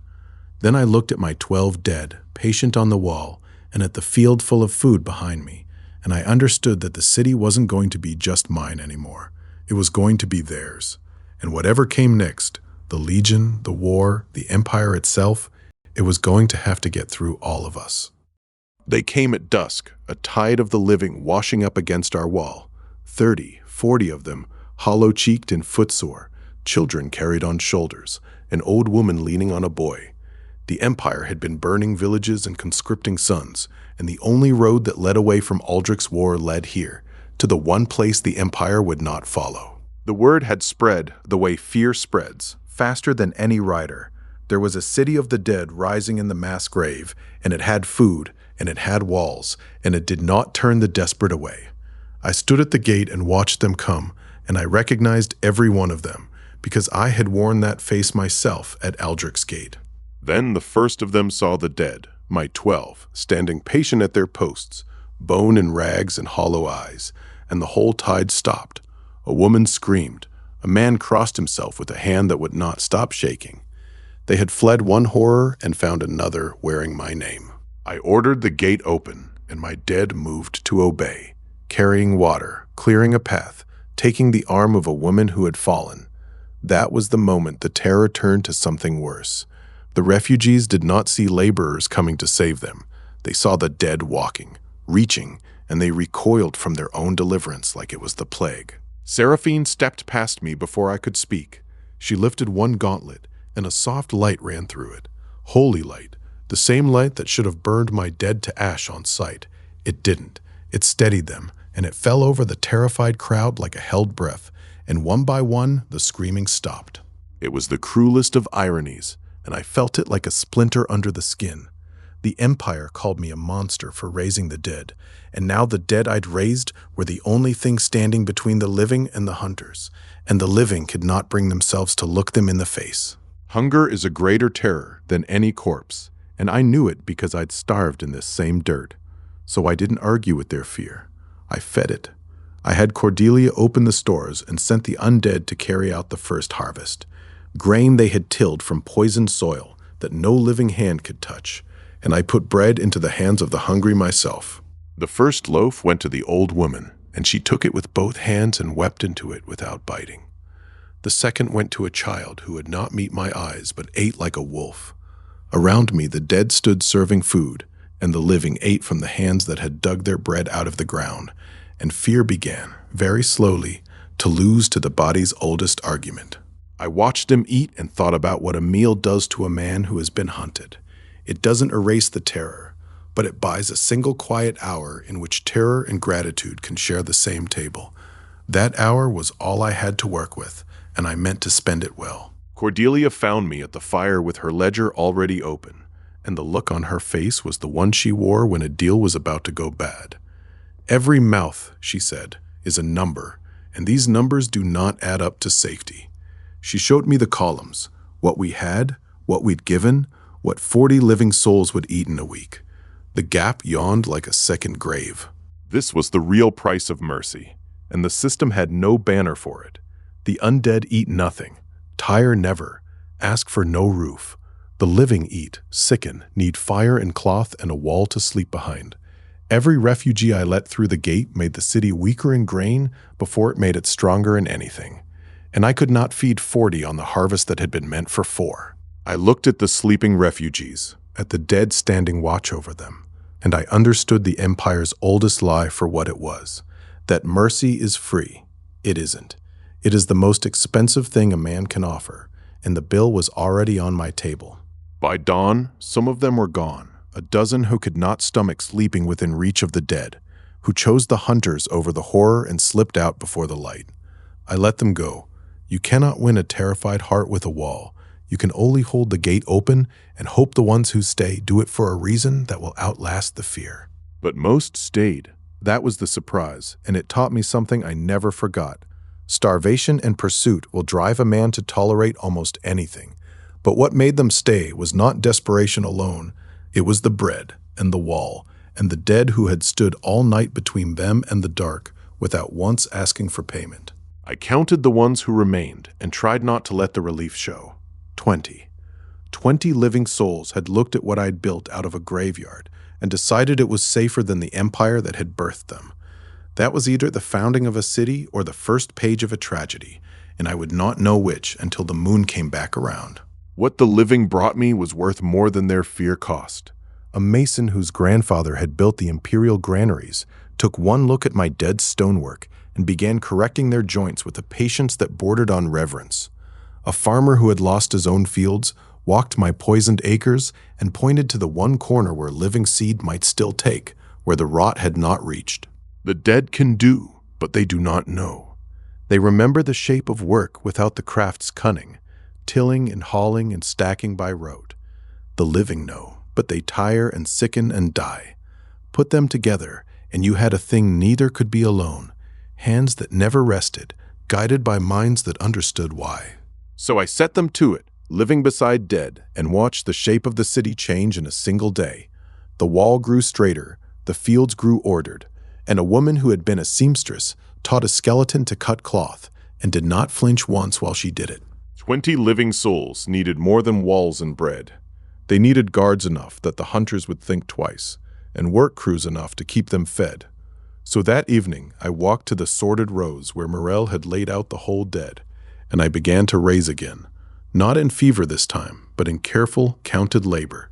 1 coin of my own life for every set of bones that rose. I felt it the moment I overreached, the cold rising up my chest, the edges of the world going thin, that old warning I'd sworn in the dirt to heed. I stopped at the 6th raise and leaned on the wall and breathed until the ground steadied. And I remembered Seraphine's words from the night I nearly died. Power without restraint is how empires fall. This empire would be built slow. She was right, and I let the last corpses lie. 8 new dead stood with my 12, and I fed and I slept. And by the second morning, the mana had climbed back stronger than it had been in weeks, as if feeding the living had taught me, at last, to feed myself. It was Mirel who held the city together in that first week. The refugees arrived sick, fevers, running sores, lungs full of the grave's damp, and she met them at the gate with clean water and poultices, and the same flat, sure hands she'd once laid only on the dead. The living flinched from my dead, but they reached for her, because a healer is the one thing a frightened man never flinches from. She moved among them like she'd been waiting for this, for patients who could speak their pain back to her. The dead had been her only company for 3 years. Now she had the living again, and something in her I'd never seen uncoiled. Her medicine stopped being a thing she did alone among bones and became the city's beating heart. I watched her work and understood with a quiet ache that I had not rescued her from the grave. The grave had kept her for the moment when I would need exactly what she was. Morel was the reason the frightened would stay long enough to become the faithful. Trust is not a thing you ask for. It is a thing you earn in inches, one unflinching moment at a time, and I watched it happen on the wall. The mason would mock a line, and a skeleton would lift the stone to it, and after the first day, the mason had stopped crossing himself before he spoke to it, and after the third, he was calling the dead by the trades they'd known in life. The child was the first to touch one, a girl of maybe 8, who had watched a dead laborer carry her grandmother out of the rain, walked up to it the next morning and put her hand on its wrist, and the dead did not move, and the girl did not run. She just stood there, holding on, as if she had decided for all of us what these things were going to be. That was the day the city stopped being mine. It stopped being a necromancer and his monsters, and became something neither the Empire nor I had ever imagined. The living and the dead, working shoulder to shoulder, on ground that would have killed them both a season ago. It began the way these things always begin, in a graveyard, quietly in a single tent, in a cough that turned to a fever by morning. Morel found it before anyone else, the way she always did, and when she came to me, her face had that flatness that meant she had already seen how bad it would get and had decided not to lie about it. "This didn't come with the refugees," she said, and her voice was low. "It came up out of the ground. It's been sleeping in the rot since before the Empire sealed this place. A sickness bred by a century of corpses, and it has woken, and it is hungry for the living." I looked out over the city I'd built on a mountain of the dead, and for the first time I felt the ground itself push back. The wall held, the fields grew, the dead worked on without tiring. But the living, the 20 souls I had just begun to call a city, were about to learn the true price of building a home on the Empire's corpse field, and I had the terrible feeling that the Empire had not left this place to me for nothing. It had left me its oldest, quietest weapon. By the third morning, the one cough had become 10 fevers, and the 10 became a ward of cots that Morel laid out in a line against the wall, like a ledger of the sick. It moved the way she'd warned it would, not from man to man, but up out of the ground, as if the very dirt we'd built our homes on had exhaled a century of rot into our lungs. The refugees had come to me for safety, and I had given them a graveyard. That was the thought that followed me everywhere that week, a splinter I could not pull. They lay in their cots, burning and coughing, and I stood over them with an archivist's useless hands and understood that all the walls I'd raised could not keep out a thing that was already under my feet. She said it like a physician, flat and exact, because she was one. But under the flatness, I heard the thing she would not say yet, that the Empire had not just buried its dead here. It had buried something else, something it had gone to great trouble to seal away. And now that seal was cracking open beneath the one city that had ever tried to rise from this ground. The dead were the only thing the plague could not touch. That was the cruel arithmetic of the week. My 20 undead moved through the sick room with water and clean cloth and never once coughed, while the living around them faded 2 by 2. The Empire had always called my dead unclean. Here, in the one place it mattered, they were the only hands in the city that could not carry the sickness. I set them to the work the living could not do. They carried the dying, stripped the fouled bedding, dug the long trench where the first dead were laid, not raised, but buried proper, because even I would not press a plague corpse into service before I knew what was killing it. And I watched the refugees watch them, and something shifted in the watching. He said it without hatred, almost with awe, and I knew then that fear of my dead had not vanished. It had curdled into something stranger. The living were beginning to look at the undead not as monsters, but as the one thing in this graveyard that the graveyard itself could not kill. Morel drew the line herself, a rope across the yard, the sick on one side, the well on the other, and the city obeyed her the way it never quite obeyed me, because she had the one authority that fear respects. She knew what was killing us, and she was not afraid of it. The sick went where she pointed. The well stayed clean. The undead carried water to the rope and set it down without crossing. Seraphine stood at the boundary with her light, and though holy light could not cure a fever, It did something to the ward's air, steadied the panicking, quieted the ones who wanted to flee into the wastes where they would only die faster. Cordelia kept the water boiled and the supply line moving, and somewhere in the middle of all of it I saw, for the first time, that the four of us had become a working thing. Discipline. It was the word I'd built my city on, one raise at a time, and now Morel had borrowed it and turned it into a wall against an enemy I could not raise a sword against. The quarantine held. The plague did not spread as fast as it wanted to, but it did not stop either, and the ledger of the sick kept turning its pages. The plague had a price in coin, And Cordelia paid it. She sent undead bearers out along the trade road with every good the city could spare, worked bone, forged tools, cloth, and brought back what the sick could not live without. Bitter herbs, clean linen, honey, and the drugs that would break a fever that ordinary poultices could not. Gold drained out of the city like water through a crack. I had once thought of gold as the thing that would save us. Cordelia's great lesson, that the dead make what the living buy. But gold does not cure the plague, and it does not grow in poisoned ground. And now I watched our whole store of it run out through the gate to merchants who charged double because they knew the sick would pay anything. Mercy, it turned out, was not just expensive, it was being price gouged.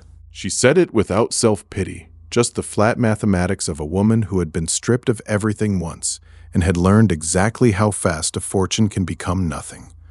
I looked at the shrunken pile of coin and at the ward full of the sick, and I understood that the city was not fighting one enemy. It was fighting two, the plague inside the walls and the Empire's greed outside them. That night, I climbed the wall and stood looking down at what I'd built, and the plague taught me its lesson the way all hard lessons are taught, in the dark, alone, with no one to argue against. I had raised a city on a mountain of the dead. I had treated the grave as a warehouse, a quarry, a foundation, and the grave, patient as everything dead, had sent up its invoice. The system never warned me, because the system counts corpses and gold and grain, Not the rot under them, but the rot was always there, waiting, and it had a claim on every living soul I'd gathered under my protection. This was the "so what" of the Empire's graveyard, written in fever instead of ink. You do not build on the Empire's sins without inheriting them. Somewhere in the dark, an undead stood its watch and did not cough, and I hated it a little and loved it, and then let the hate go, because the dead were not the price. The dead were the only thing the price could not collect from. The living were the collateral, and I had promised them safety on ground that had been a mass grave for 100 years. I had promised them something I could not yet deliver. It was Morel who found the source, because of course it was. She had been cataloging the grave for 3 years before I ever touched my first corpse, and she knew its every seam and hollow. The day she came to me with her mask up and her hands stained black, I knew before she spoke that she had traced the plague back to its birth, and that the news would be worse than the disease. "There is a pit," she said, "on the far side of the western ridge. The Empire sealed it with stone and quicklime, and a gate that hasn't been opened in years. It is not a grave, it is a wound, and it has been leaking into the groundwater that feeds our well." She led me there, and I stood at the edge of it and felt the fever rise off it like heat off a forge, and I understood. The Empire had not just thrown its dead here. It had buried a secret here and capped it and called the job finished. But the ground does not keep secrets from the roots of things. The well, the fields, the very air of my city, all of it was downstream of the Empire's oldest crime, and the Empire had never once come back to answer for it. The pit could not be left to leak, and no living man could enter it and walk back out. So I sent the dead. It was the first time I used them not to build or to guard, but to descend into a place that would kill anything with a heartbeat, and I stood on the rim and channeled my mana into them as they went down, guiding them like hands reaching into a wound I could not survive touching myself. They carried quicklime and fire and clean earth, and they worked the sealed pit the way they worked everything, without fear, without pause, without a single breath to draw the rot into. Myrel called the orders, and I paid for every movement in my own life, and the cost climbed until my legs shook, but I did not stop, because the well that fed 30 living souls was downstream of that pit, and I would not let the Empire's old shame drink them dry. Hour by hour, the dead sealed the wound, and the black water stopped its seep, and the fever smell that had hung over the western ridge for a century began, very slowly, to thin.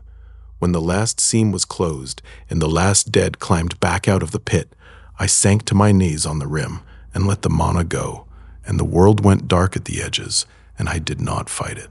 It broke the way a fever breaks, not all at once, but in the small hours, one sleeping face at a time. The first to wake clear-eyed was the old woman, and she asked for water and drank it herself, and Morel's hand on her brow went still for the first time in a week. After that, the ward turned like a tide. The coughs thinned, the burning eased. The city that had been dying began, breath by breath, to live. I counted the cost, the way I counted everything now. 4 of the refugees had died. 4 of the living I had promised to protect, laid in the trench and buried proper. Their names the first the grave had taken from my care. And in the same week, more refugees had come through the gate, fleeing Aldrich's conscription, more than I had lost. The city's number had not shrunk, it had grown, but I would carry those 4 names for a long time. I gave her the promise, and meant it. Somewhere in the long gray week, the plague doctor who had lived 3 years alone among the dead had become the physician of a city of the living, and the city, for the first time, felt like something that could not be pulled apart by a single fever. Out of the plague, the dead found a purpose I had never assigned them. The ground around the sealed pit was poisoned for a generation, and the poisoned acres were spreading, and no living farmer could touch them without sickening the way the refugees had sickened. But my dead could. They could till the black earth, carry the contaminated soil, break the old ground, and feel none of it. So I set them to it, to the poisoned places, the plague seams, the ground the empire had written off as cursed. Where the living could not go, the dead went, and they did the work that no empire would ever have done, because the empire was the thing that had poisoned the ground in the first place. My city began to reclaim land that 100 years of rot had stolen. I let her words stand. The dead, immune to plague, tireless, fearless, they were not a curse I had brought down on the land. They were the cure the land had been waiting for, raised up from the very bones the empire had thrown away to be forgotten. It was Morel who went back into the pit's mouth when the work was done, to read what the dead had uncovered, the way she reads everything. And it was Morel who came out with something cupped in both hands that was not quicklime or bone. A sigil, corroded, half melted, but whole enough to read. I knew the mark before she turned it to the light. It was the Inquisitor's seal, the white and gold sigil of Aldrich's own office, stamped into a plate of iron, the kind of marker a man sets when he seals a pit on the church's authority and wants every future generation to know whose hand did the burying. I stared at it, and the whole shape of my banishment, the frame, the sentence read in a courtyard while a crowd believed it, began, piece by piece, to rearrange itself. The plague was no accident. The thought went through me like cold water. Aldrich had known what was in this pit. He had sealed it, badly or deliberately, I could not yet say. And when the sickness it bred threatened to surface, he had needed a name to hang the blame on. A man who kept the Empire's death records. A man who could prove what the records showed. A man he could throw to a graveyard and forget. I sat at the fire until dawn, turned the sigil in my hands from black to a dull, corroded gold, and I read the thing over and over, the way I used to read the Empire's ledgers. Not what it said, but what it meant. It was Aldrich's seal.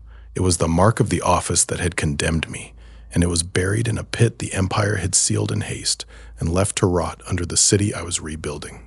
The pieces of my banishment had always felt wrong, the way a forged record feels wrong to a man who has read 10,000 true ones.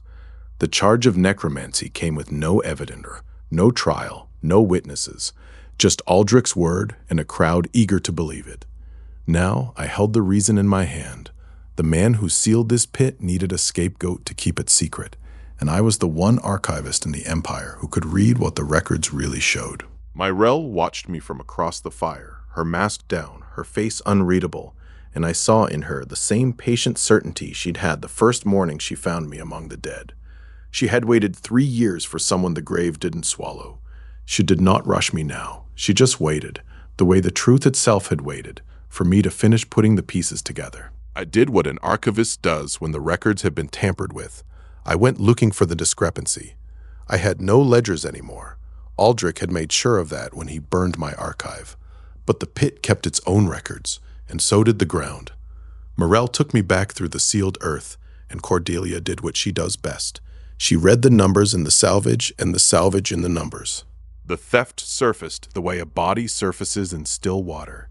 The Empire had spent a fortune on plague relief, quarantine wards, clean wells, lime, medicine, gold that flowed out of the imperial coffers year after year. But the wards were never built, the wells were never dug, and the pit that should have been sealed properly was capped in a single season, cheap with the wrong mortar. Somewhere between the appropriation and the ground, a river of gold had simply vanished. Aldrich had not merely hidden a plague. He had stolen the money meant to fight it, and then buried the evidence of both crimes under 100 years of the dead. The plague that nearly killed my city was not the Empire's failing. It was one man's embezzlement, leaking up out of the ground a generation later to finish the work he'd started. Mirelle confirmed it the way she confirms everything, with her hands. She knelt at the pit's mouth and read the layers the dead had cut open. A season of proper lime, then a sudden break, then cheap ash and river clay slapped over a pit that was still burning. She read it out the way a physician reads a wound, and every word made the shape of Aldrich's crime plainer. Concealed, she said, and then, after a pause I would remember for the rest of my life, if not manufactured. The Empire had not wanted to cure the plague. It had wanted the plague gone, quietly, and the money that should have cured it gone quieter still. And when the sickness came back, the man who'd sealed it needed someone to blame who could not defend himself. Me. I stood at the edge of the pit and let it settle. And for the first time since the sentence was read, the thing I'd carried all those months, the half-belief that maybe Aldrich was right, maybe I was cursed, maybe the dead had claimed me for a reason, began to crack. I was not cursed. I was framed by the man who had killed thousands, and the proof was under my feet. This was the so what that had been waiting for me since the day Aldrich read my sentence. I was not a monster the Empire had banished for raising the dead. I was a witness it had buried for knowing too much. Every corpse I'd raised, every wall I'd built, every fever I'd fought, all of it had been done by a man who was supposed to be rotting in this pit, and Aldrich had counted on the grave to make sure I never learned why. The anger that came then was not the hot, blind kind. It was cold and old, and it had been building for 9 years, since the first plague name I ever wrote in the death ledger of a city that was not supposed to be sick. I had written thousands of those names. I had filed them, dutifully, while the man who caused them sat in white and gold and signed the relief away. I had been the instrument of his ledger, and I had never once seen the theft inside the numbers. The sigil bit into my palm. I didn't feel it. What I felt was the ground under me. This graveyard, this city, this 100,000 dead. And for one long, terrible moment, the only thought in my head was how fast I could march every one of them back toward the Empire that had made them and burn Aldrich's keep to the ground with the truth. I nearly did it. That is the truth I have to write down, because a man who pretends he was never tempted is a man who will fall to the temptation later. I stood at the wall and looked toward the Empire, and I could feel the dead around me stir, feel the green threads of mana in my chest strain toward them, and the plan wrote itself in my head the way all bad plans do, quick and clean and wrong. March now, raise the whole grave, bring the plague pit's truth to the capital, and let the Empire see what it had thrown away. The Fury said it would be justice, but I had been an archivist long enough to know the difference between a verdict and a tantrum, and I had been a necromancer long enough to know what over-raising did to a man. The Fury wanted me to spend my life and my city and 100,000 dead on a single night of fire and lose. She was right, and I hated how right she was. The Empire believed I was a monster because Aldrich had told them so.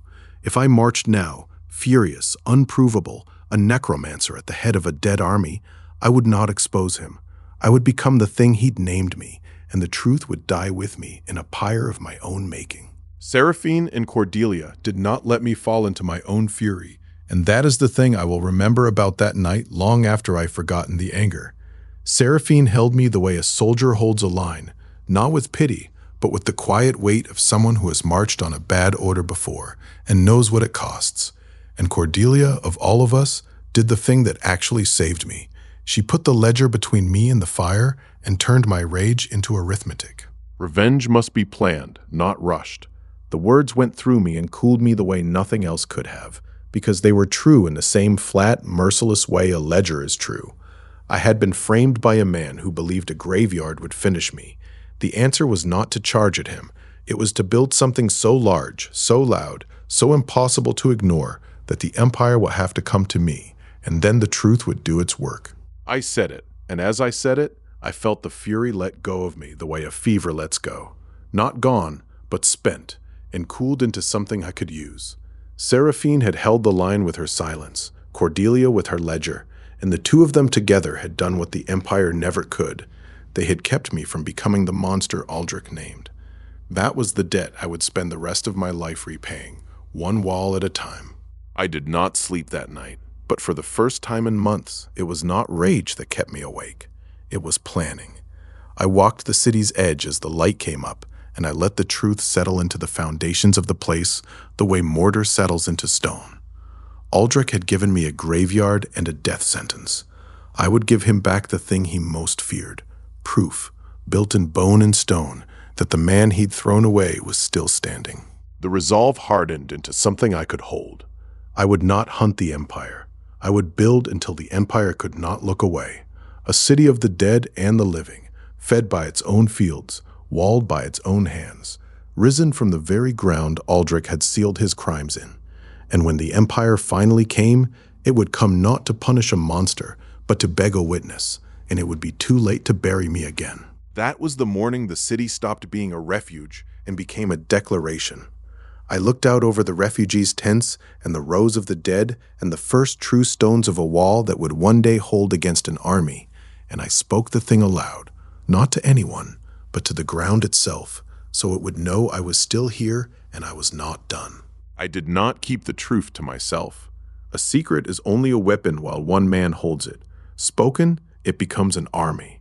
So I gathered the living in the square, and I held up the corroded sigil, and I told them what I'd found, the sealed pit, the stolen relief gold, the plague that had nearly killed them all, and the man who had signed it gone. I told them the name of the thing they'd been fleeing, and it was not the dead. I watched their faces change as the truth landed. These were people who had been told their whole lives that necromancy was the Empire's great sin, and here was the Empire's own seal, pulled out of a pit it had poisoned. The fear that had kept them at arm's length from my dead began to turn, slowly, into something sharper. Not trust, not yet, but a shared enemy, and a shared enemy is the first brick of any true city. No, I said, and I meant it down to the bone. You were never the cursed ones. And the dead stood behind me in their patient rows, and the living stood before me with their faces lifted, and for one clear moment, the whole city, the living and the dead alike, was no longer afraid of the same thing. The truth did what no wall could have done. Word of what Aldrich had buried ran ahead of the refugees like a herald, and the living came in a stream now instead of a trickle. Families, craftsmen, deserters from the Empire's conscription, all of them carrying the same story and the same fear, and all of them finding the same gate open. The city that had been 4 souls in a graveyard was becoming something the Empire had never allowed to exist. I raised to match them, carefully, 1 coin of my life at a time, and I ate and rested and grew stronger, so that the mana in my chest climbed instead of drained. 10 new dead stood with my 20, and the fields they tilled widened, and the granaries Cordelia had ordered filled for the first time. Gold flowed in as the caravans flowed out, because now the goods we sold carried a story with them, and the story sold the goods. I counted it the way I counted everything, and for the first time the numbers did not feel like a ledger of survival. They felt like the opening entries of something larger, a city with a future, not just a past. But even as I counted, I knew what growth would bring. The louder the city rose, the sooner the Empire would stop pretending it could not hear it. And so, at last, the grave began to become a capital.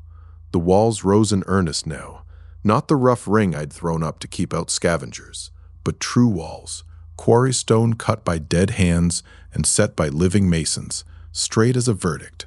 Forges glowed at their feet. Granaries rose beside the fields. The refugees' tents gave way to timber and daub, and the dead carried stone and timber and iron without rest. I stood on the highest point of the wall and looked down at what a season had built out of a corpse field, and I thought about the man who had sentenced me to die here. He had meant for the grave to swallow me. Instead, I had raised a city out of it, and I was only beginning. The Empire could not ignore a graveyard, but a capital, rising in the wastes, with the truth of Aldrich's crimes carved into its foundation. That, the Empire would have to answer. Somewhere far beyond the horizon, I knew, the same truth was reaching the same conclusion from the other side. Aldrich would learn that I was not dead, that the grave had not finished me, that a city stood where he'd buried his secret, and the moment he learned it, he would stop at nothing to tear it down. I looked out at my walls and my dead and my living, and I began, already, to plan for the war I knew was coming. The grave stopped being a grave that season, the way winter stops being winter, not all at once, but in 1,000 small endings. Where the dead had once lain in their rows, now the dead worked in theirs, carrying stone and timber to walls that rose a foot a day. Where I had once lain starving against a rotted cart, now a forge threw sparks into the dawn, and the first granary stood framed against the sky like a promise kept. I walked the city that morning, the way I once walked the Empire's archives, cataloging, counting, checking every seam and joint against the ledger in my head. Walls to the east, waist high and climbing, a forge in the hollow, its bellows worked by a dead man who had been a smith in life and had never forgotten the heat. Granaries, a well house, a road of packed bone and stone, running from the gate to the square. It was not beautiful, it was real. The system did not give me a city. It counted one, the way it counted everything, and the count had finally begun to mean something. 30 dead and 50 living, and every one of them was a hand turning a graveyard into the shape of a home. I looked up at the walls and the smoke and the rising timber, and I let myself feel it, just for a moment, the thing I had not allowed myself to feel since Aldrich read my sentence: hope. The city built itself, and that is not a figure of speech. I set my dead to the quarry and the mine, the way a man sets his pen to paper, and they did not stop for sleep or food or the turn of the sun. The quarrymen split stone in a rhythm older than the Empire, the muscle memory of dead hands remembering how a chisel bites. The miners went down into the dark and came up with iron, and the dark did not frighten them, because they had already been buried once. Iron was the thing that changed us. Stone and bone make a wall that scavengers can knock down. Iron makes a wall that armies cannot. So I fed the forge with what the mine gave up, and the dead smiths turned raw ore into nails and hinges, and the first true tools the city had ever owned. And every nail was a body from the Empire's corpse field, hammered into the shape of our survival. She said it with something close to wonder, and I knew what she meant. The Empire had treated the mass grave as a pit to be forgotten. But a pit full of the dead, if you know how to ask them, will hand you up the stone and iron to raise yourself out of it. Seraphine designed the defenses, because that is what a paladin is trained to do before she ever learns to kill. She is trained to make a place that cannot be taken. She stood on the wall with her great sword planted and sketched in the dirt with its point. Bastions, killing fields, a gate that would channel any assault into a funnel where the dead could hold and the living could fire down from the parapets. She built me a fortress in the wastes, and she built it with the same certainty she'd once used to defend the church that cast her out. The irony was not lost on either of us. The Holy Order had spent her life teaching her how to hold ground against monsters, and now she used every lesson to hold ground for the things the church called monsters, and the walls rose straighter for the spite of it.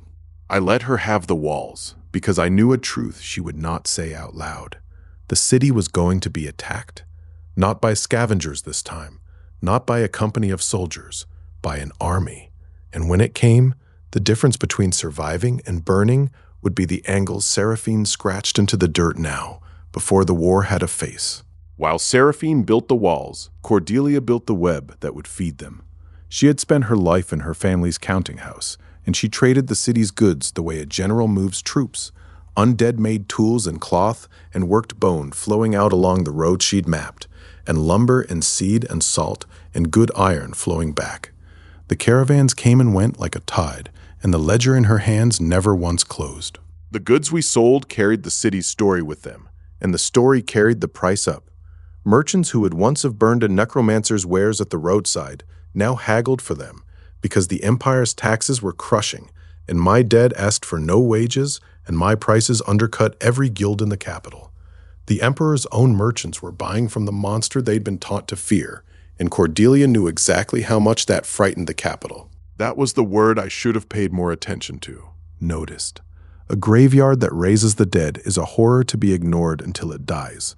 A city that undercuts the empire's markets is a threat to be answered. The very success that was making us strong was drawing the line toward us, and I was too busy building to feel the rope tighten. A real city attracts two things, And it attracts them in equal measure: allies and the empire's full attention.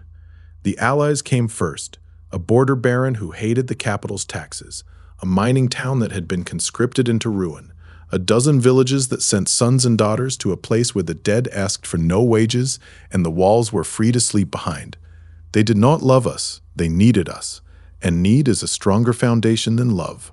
but the attention came right behind, the way it always does. I saw it in the couriers who rode hard past our walls without stopping, in the merchants who stopped meeting Cordelia's eyes, in the way the imperial patrols on the far ridge suddenly had reason to ride closer than they'd ever dared. The empire was not marching yet. It was watching and counting and adding up exactly how fast the graveyard it had sentenced me to die in had become a city. I had wanted the empire to notice. I had built toward the day it could not look away. But now that the eyes were on me, I felt the difference between wanting a thing and holding it, and it was heavier than I'd expected. The city was no longer a secret growing in the dark. It was a claim, made in daylight, and the empire would have to answer a claim. It was the refugees who made the city a city, and not just a fortress I'd built and let them shelter in. I had raised the walls and the forges and the granaries, but homes are not built by a necromancer's command. They are built by people who mean to stay. I watched them raise their own timber frames and set their own doors and whitewash their own walls, and I understood that this was the thing the dead could not do for them. The dead can raise a wall, but only the living can make a home. Because a home is not stone. It is the decision to plant a garden, to carve a name over a door, to light a hearth in a place and call it yours. The refugees made that decision 100 times a day, in 100 small acts, and each one of them nailed the city down more firmly than any of my walls. I watched a man I'd once seen recoil from my dead hang, A wooden sign above a door he'd built with a skeleton's help, and the sign had his family's name on it, and the skeleton held the ladder steady while he hung it. The living were not sheltering in my city anymore. They were claiming it, and the dead were helping them, and neither side flinched at the other. That was the day I knew the city would not fall when the war came, because its people had too much of their own blood in the walls to let it. By the turn of the moon, the number reached 100. 100 living souls and 50 of the dead, and between them a town that had grown up out of a corpse field the way grass grows up through old stone. I stood in the square and counted them the way I'd once counted names in a death ledger, and for the first time in my life, the numbers I kept were numbers of the living. It was not a peaceful number, and I did not pretend it was. 100 mouths to feed, 100 bodies to shelter, 100 loyalties to earn and keep, and behind every one of them, the empire's shadow, waiting for the first crack. But it was also a number that meant something, because the empire had thrown me here to die alone, and I had answered it with 100 beating hearts and 50 tireless dead and a wall that did not end. The town needed a name.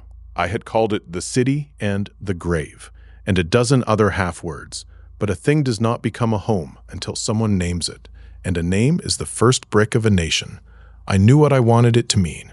I wanted it to say, to every living and dead soul inside its walls, that this place was not a grave they had been thrown into. It was a home they had built. I gathered them in the square as the sun went down, the living and the dead alike, and I gave the city its name. The empire calls this place the mass grave, I said, because that is what it made of it. A pit for the dead it was too ashamed to bury. But we are not a pit, and the dead are not refuse, and this ground has held us through plague and winter and the empire's hunters without once giving way. So I am going to call it what it is. Gravehold, because we hold the dead and the dead hold us, and together we hold this ground against everything that would take it from us. The name settled over the square like a stone settling into a wall, and I saw it land on the faces below. The refugees who had fled here, the dead who had carried them, the 3 women who had stood beside me since the beginning. There was cheering after that, and torchlight, and for one night the city that had no business existing felt invincible. I let them have the night. They had earned it. But in the back of my mind, the ledger was already turning to the next page, because a city with a name and 100 souls and 50 dead was no longer a rumor the Empire could afford to ignore. It was a nation asking to be recognized, and the Empire had only ever answered questions like that one way. The walls were finished by the next moon, and they were a thing to look on. Quarry stone and iron, bastions at every angle, a gate that would break any charge before it reached the wood.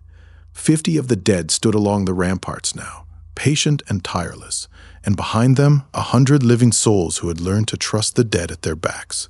It was not an army yet, but it was the spine of one. I had raised 20 more dead to build it, in careful batches, eating and resting between each raise the way I'd learned to do after the night I nearly died. The mana in my chest did not drain. It climbed, slowly, as my body grew used to the burden, and the food and the sleep finally began to catch up with the spending. I was stronger than I had ever been, and the city was stronger with me, and I did not let myself think that strength would be enough. I said it to the dead on the ramparts as much as to myself, and the dead, who could not speak, stood in their patient rows as if they understood every word. The city's strength was real. I had built it with my own life, brick by brick, one corpse at a time. But strength, I was about to learn, is a thing the Empire answers with more of the same, and the answer was already riding toward us. It came at noon, on the fastest horse in the province, and I knew what it was before the rider drew rein. A courier in the white and gold of the church, with a scroll sealed in wax, and a face that would not look at the dead, though the dead were the reason he had ridden all this way. He did not cross the gate. He held the scroll out at arm's length, as if the city itself might be contagious, and he read, "By writ of the Holy Church and the authority of the Inquisition, the raising of the dead is declared anathema, and the settlement known to the faithful as the mass grave is decreed a blight upon the land. Let it be purged, root and branch, and let no living soul stand with the dead, lest they be purged with them." The words fell into the silence like stones into a well, and I watched them land on the faces of my people. This was the so what of everything I had built. The Empire had noticed, exactly as I had wanted, and its answer was not to bargain or to fear or to kneel. It was to declare us a blight and set a crusade on our walls. Aldrich had not even had to sign his own name. The church would do his work for him, and the church had been waiting for a reason to purge the dead since before I was born. The writ did not change in my hands, no matter how many times I read it, and I read it until the words stopped being words and became just the shape of what was coming. A crusade. The church had not sent an army yet, but a writ is the army's herald, and every courier who carried it carried the same promise. The dead would be purged, and any living soul who stood with them would burn beside them. I had wanted the Empire's attention. I had built a city specifically so the Empire could not look away. But there is a difference between being noticed and being condemned, and I learned it standing on my own wall with a scroll in my hand that called my home a blight. The church had not come to bargain or to fear or to understand. It had come to erase us, and it had 100 years of doctrine to make the erasure feel holy. Below me, Gravehold woke and went to work the way it always did, and that, more than anything, is what I remember. That on the morning the church declared us anathema, my people still lit their forges and hoisted their stone and fed their children because they had survived too much to be frightened by a piece of parchment. It was almost enough to make me believe we could weather it. Almost. They came 3 days after the writ, a column of knights in the white and gold of the Holy Order, and they did not come with torches or ladders or a siege line. They came in the open, under a parley banner, and they halted before my gate and waited. I knew the banner before Seraphine did, because I had seen it on her armor the first time she rode into the grave, before someone had scratched the sigils off. At their head was a woman I did not know, older, iron-haired, with the still face of someone who had trained too many soldiers to be surprised by any of them. And when Seraphine climbed the wall and saw her, she went very still in a way that had nothing to do with fear and everything to do with memory. My preceptor, she said, and the word came out like something that had been waiting a long time to be said. The order had not come to purge us. Not yet. It had come for Seraphine, and that was worse, because an army can be met with walls and the dead, but a teacher standing at your gate with open hands is a thing no wall can keep out. I looked at the woman and at Seraphine's face, and I understood that the first battle of the crusade would not be fought with iron. I found her on the wall at dusk, looking down at the campfires of the order she had sworn her life to, and I saw the war in her before she said a word. She had given everything to the church once, her sword, her name, her youth, and the church had taken all of it back the day she refused to condemn me. And now it was offering to give it again, and the offer was the cruelest weapon any enemy had ever brought to my gate. I wanted to tell her what to do. It would have been the easiest thing in the world to say, stay, to remind her of everything the church had done to her, to press on the old wound until it bled loyalty to me. But I had been framed once by a man who used my own trust against me, and I would not become him. The choice had to be hers, freely made, or it would poison everything it was meant to save. She looked at me then, and there was something in her eyes I could not read and did not try to. The city she had helped build stood around us in the falling dark, and the order's fires burned below, and between the two of them stood the woman who would have to decide which one was home. She told me the story later, the way a soldier tells a wound, flat, exact, the parts she could still stand to look at. A year ago, in the same courtyard where Aldrich read my sentence, she had been among the paladins ordered to hold the condemned, and she had looked at me, hollow-eyed, chained, no more a necromancer than she was, and she had refused the order, in front of the Inquisition and the crowd and everyone she had ever served. "This man is no necromancer," she had said, and her voice had not shaken, though everything else in her life was about to. "He is an archivist who kept your death records too well, and if the Holy Order has come to the point of burning men to bury a ledger, then I am no longer certain which of us stands on the side of the light." They had stripped her armor in that courtyard, scratched out her sigils, and cast her out to die in the same grave they sent me to. Hearing it, I understood something about her that the Order never had. Her faith had never been in the church. It had been in the light the church claimed to serve, and the church had proven, in a single courtyard, which of the two it cared for more. They thought they had broken her. They had only stripped away everything that was not her and left the part that would not kneel. The preceptor asked for a parley, and I gave it, because I wanted to hear the church's price spoken aloud where Seraphine could weigh it. We met inside the gate, under the eyes of my dead, and the old woman laid the offer out the way a merchant lays out goods. No shame, no hesitation, just the terms. Absolution, restoration of rank, her sigils reforged, her name recarved into the order's rolls. All of it in exchange for one small thing. The words hung in the tent, and I felt them land on Seraphine like a weight. This was not a threat dressed as an offer. It was an offer that was all threat, the church's oldest bargain. Betray the ones who saved you, and we will pretend you were never cast out. It was everything she had lost, held out in the preceptor's open hand, and all it asked in return was the city and me and 100 living souls and 50 dead. I said nothing, because I had promised myself I would not tip the scale, and because some part of me needed to know, after everything, what she would choose when the choice was finally hers alone and the door back was standing open. I needed to know if the city I had built had ever truly been a home to her, or only a refuge she had been waiting to leave. She rose without looking at me, and for one long moment I thought the worst, that the door the church had opened was too bright to turn from, that the year in the grave had not been enough, that I had lost her to the order that had raised her. Then she reached out, and instead of the preceptor's hand, she took the writ from the table, and she carried it to the brazier at the tent's edge, and she held it to the flame. The writ caught and burned, and she held it up as it blackened, so that the seal of the Holy Church dripped wax onto the stone, and the words anathema and purge and blight curled away into smoke.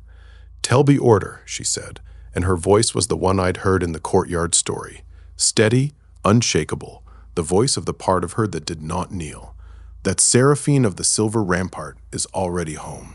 The preceptor's face went cold, and cold was the only answer she had, because the offer had been the church's last mercy, and it had just gone up in smoke. I watched the wax drip and the paper curl, and I felt something settle in my chest that was not relief.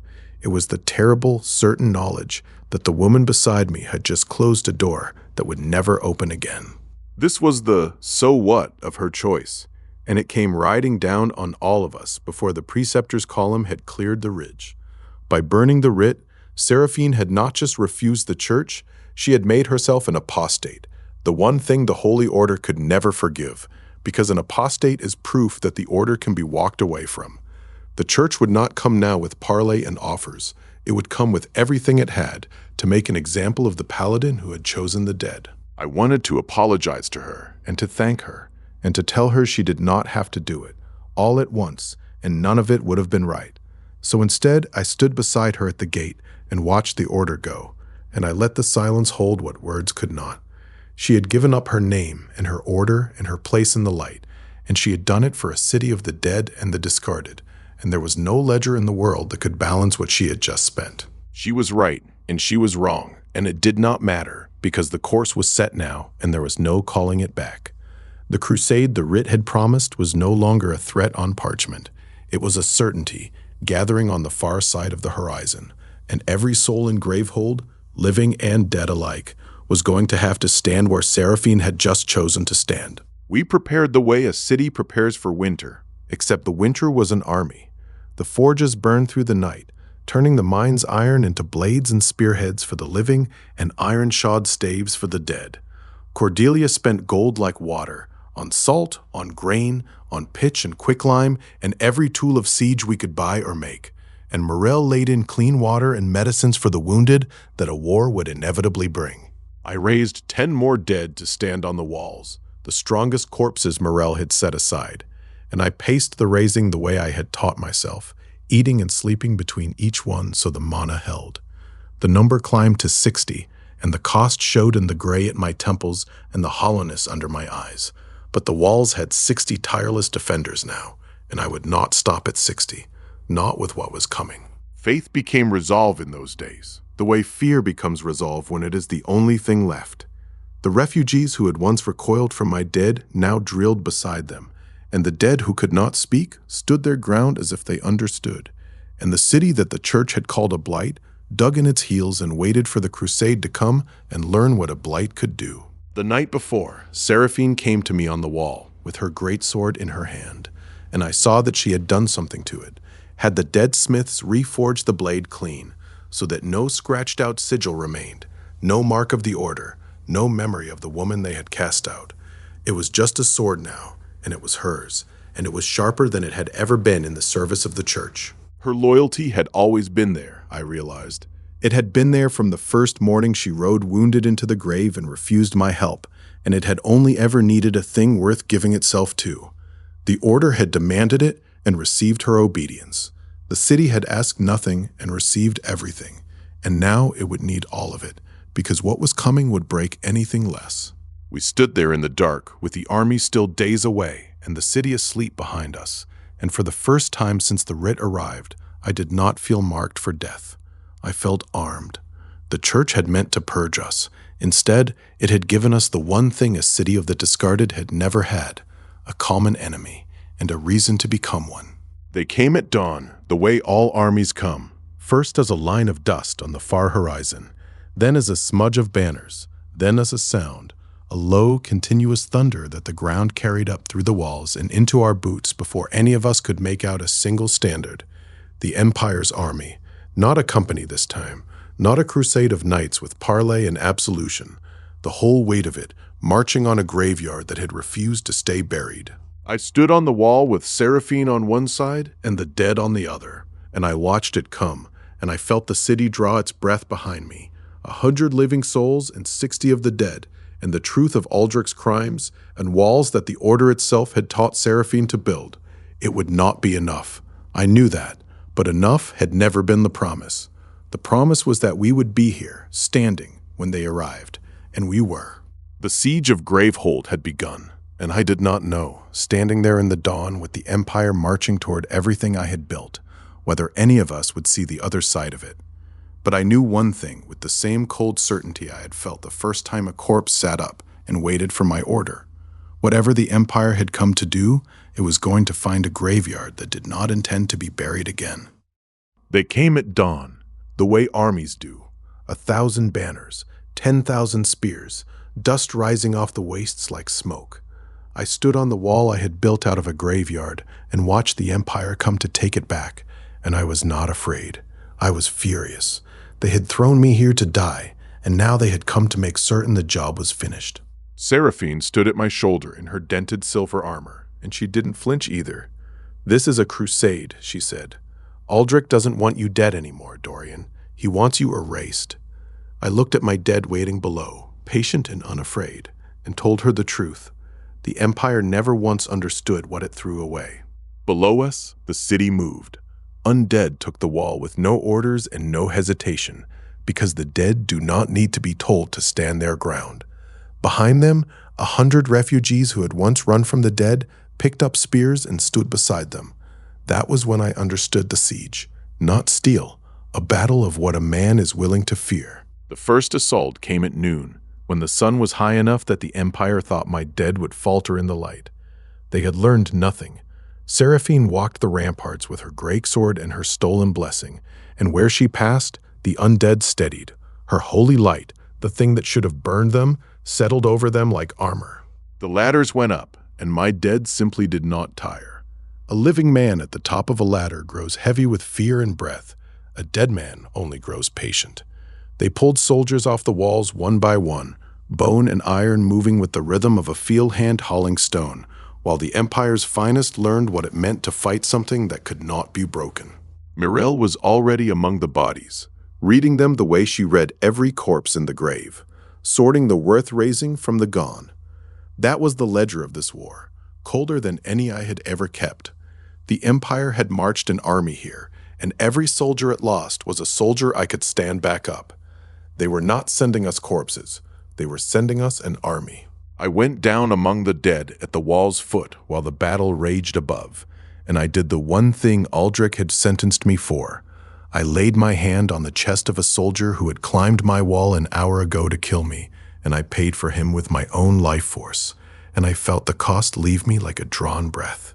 Then he rose and threw down the ladder his brothers were still climbing. It was not cruelty, it was arithmetic.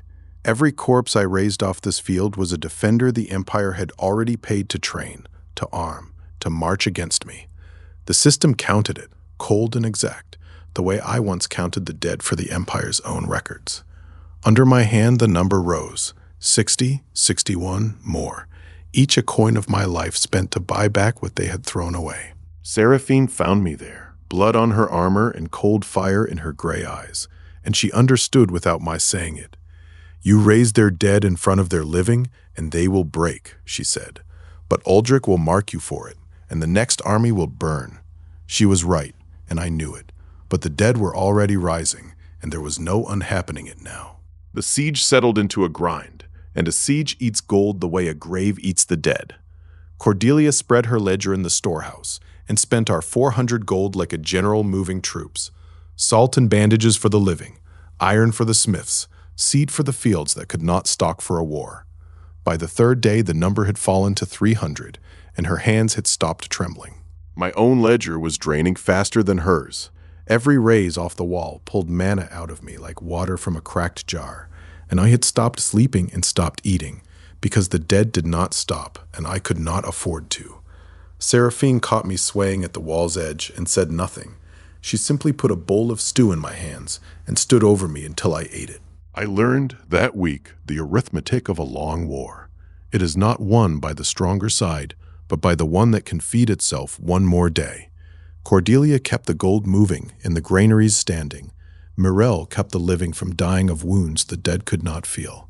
And I kept raising, a little at a time, until the cost in my own life became the one thing I could no longer measure. They breached the east wall on the fourth night, a battering ram of iron and hate that came through the stone with a sound like the grave splitting open. The dead held the line where they stood, but a wall is a wall, and once it falls, numbers matter, and the Empire had numbers. For one long, terrible moment, I thought this was where it ended, my city overrun before it had ever truly been born. Then the living came, 100 refugees, farmers, tanners, mothers, boys who had fled the empire because it had nothing left to give them, poured into the gap with spears and hammers and stones and fought beside my dead as if they had always done it. I watched a man who had once recoiled from a raised corpse stand shoulder to shoulder with one, and I understood. The city was no longer mine. It was theirs. In the breach, Seraphine fought like a thing out of the old prayers, her silver armor splintering the dark, her great sword singing, the undead closing around her in a wall of bone.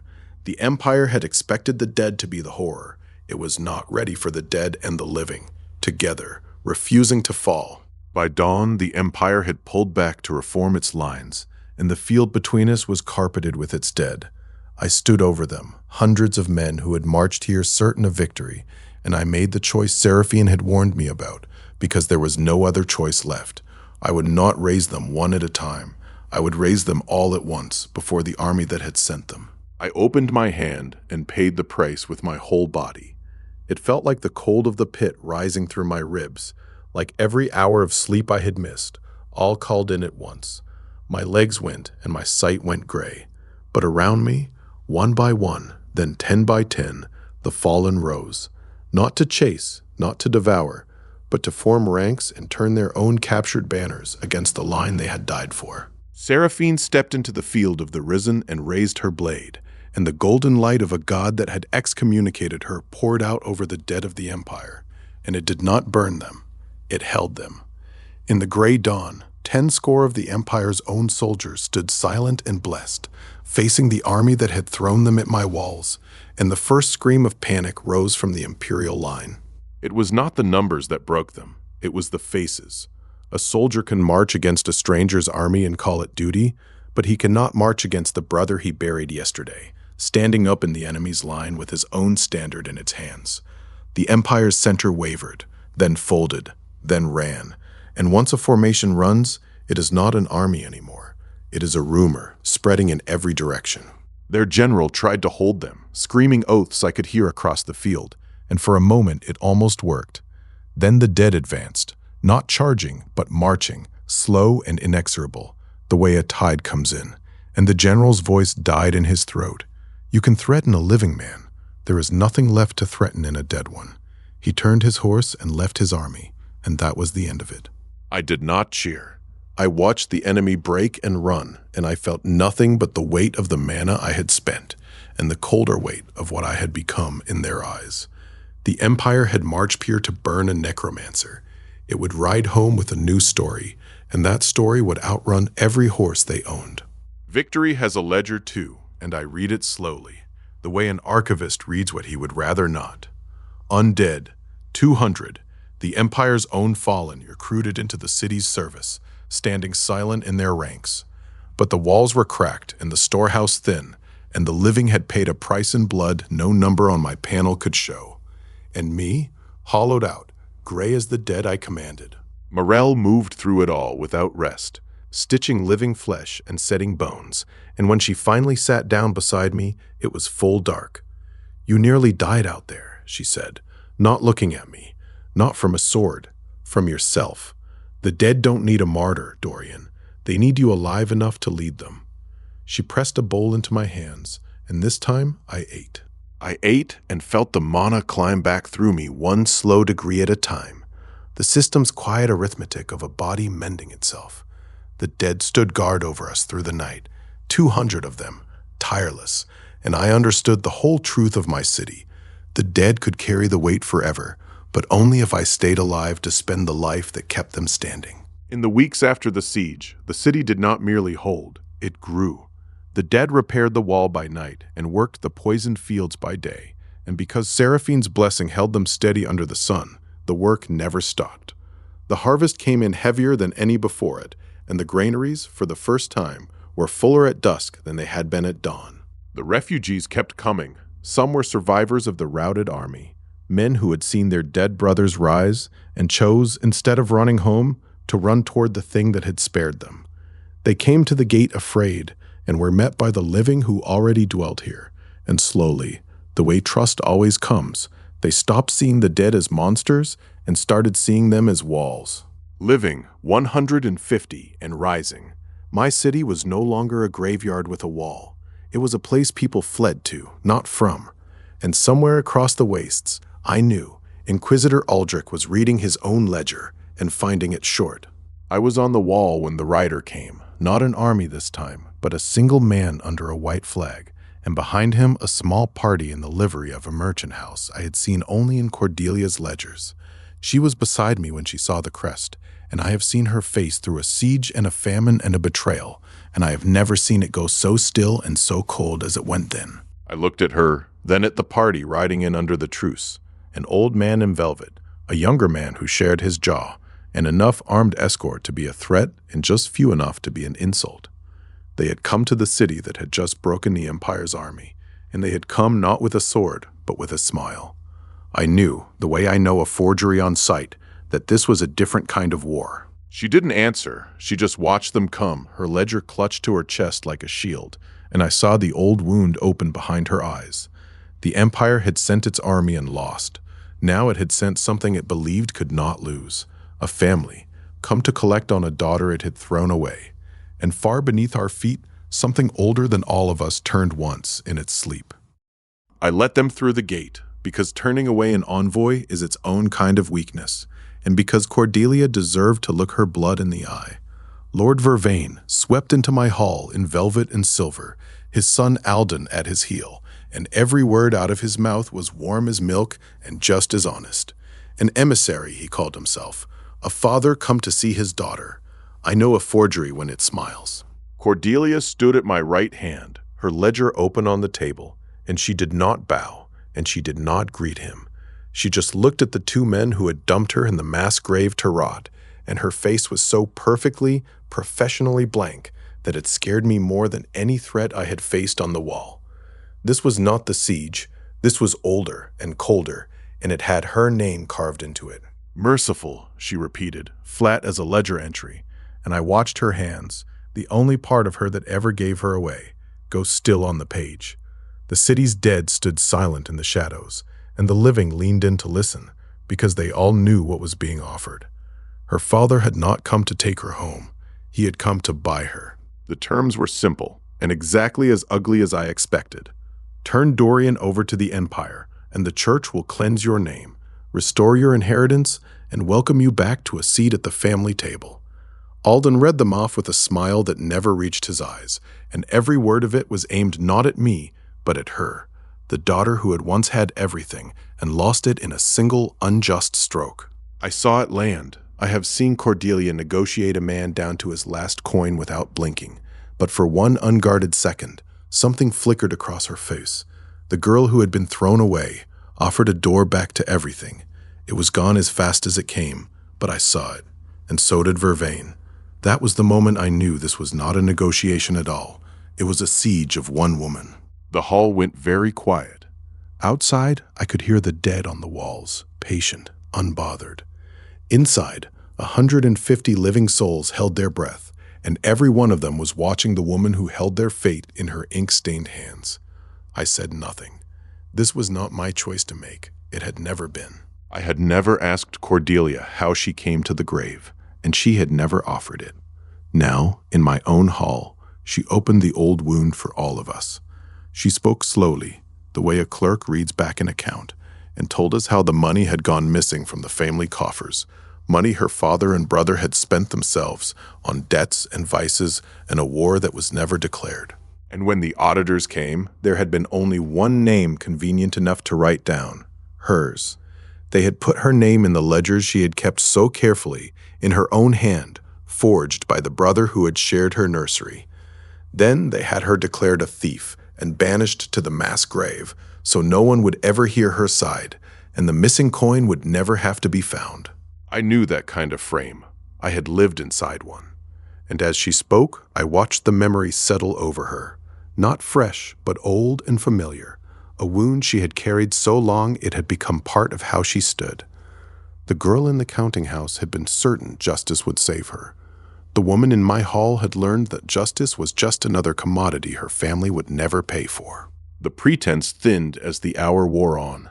Vervain had not ridden a week through the wastes to reclaim a daughter he had already thrown away. He had come for the one thing this city produced that the Empire's coffers could not match. It came out in pieces, in the way his eyes kept drifting to the hall's stone, to the goods in the corner, to the ceaseless work of the dead beyond the windows. She was right, and the proof came a moment later, when Vervain stopped pretending and said it plainly.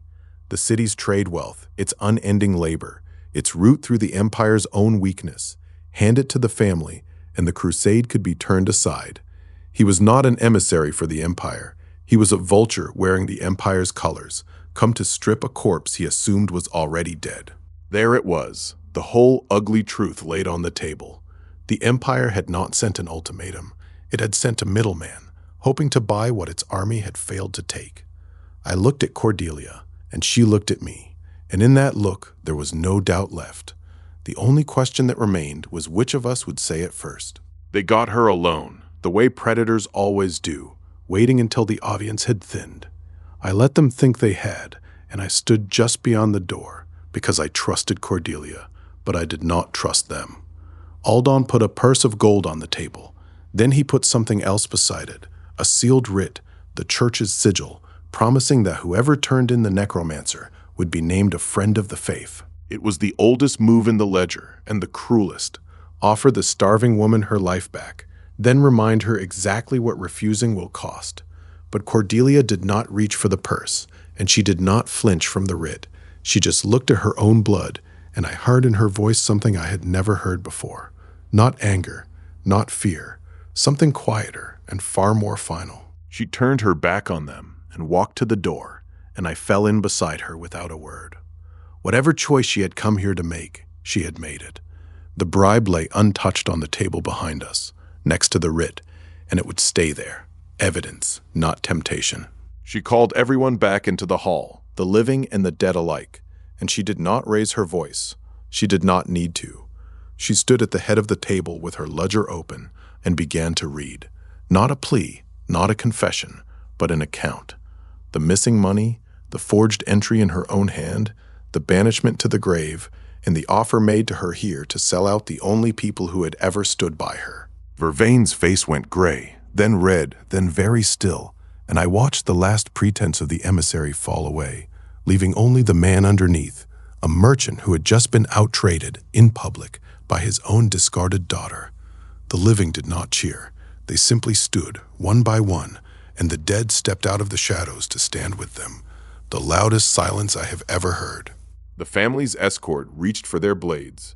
They found the hall already ringed with the risen, patient and silent, and they thought better of it. Vervain, Alden, and their men were taken.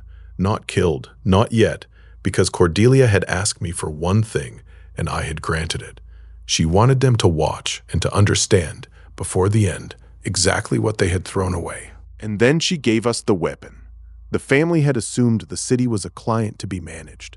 They had forgotten that Cordelia had spent her whole life inside their ledgers, and there is no secret a ledger keeps from the woman who taught herself to read it. She spread the Empire's trade routes across the table and laid bare the artery they had been bleeding for years. Seraphine traced the route with a soldier's eye and named the choke points. Morel marked the granaries that would rot first in the wet season. I looked at the map and saw what Cordelia was offering.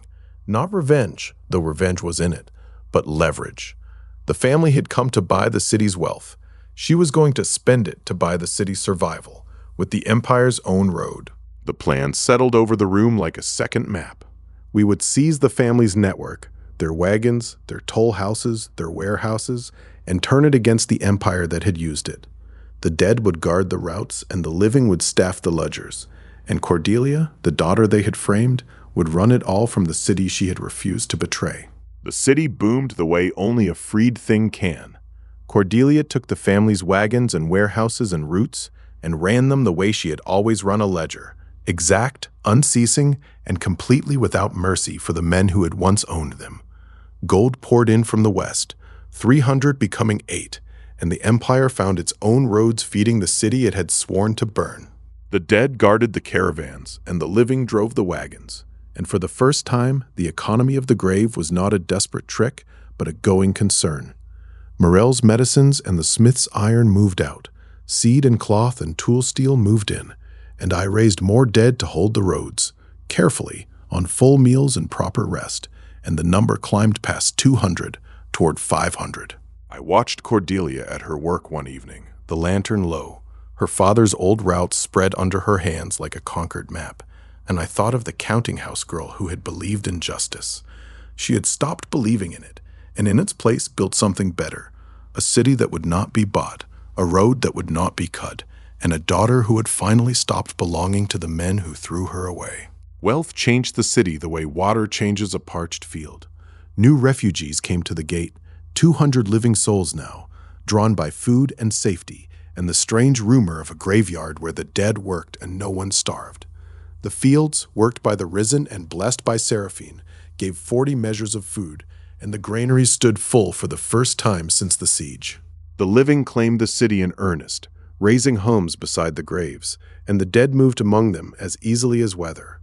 I had once feared that trust between the living and the dead could never be more than an armistice. I was wrong. It had become something like a family, a strange, gray, unsleeping family, bound by the shared knowledge that the Empire had thrown us all away. And she was right, in the way Morel is always right, precise and without sentiment. We had built a reason to stay, and beneath our feet, very deep, very old, something else had found a reason too. I did not know it yet. I would know it soon enough. It was Morel who felt it first, because Morel had spent 3 years listening to the ground in a way no living person ever should. She came to me at midnight, her mask pulled down, and told me to follow her to the grave's deepest edge. I did, and when we stood at the lip of the oldest pit, the one sealed before the Empire was even a name, she made me put my hand on the earth. I put my hand on the ground, and for the second time in my life, something beneath the grave answered.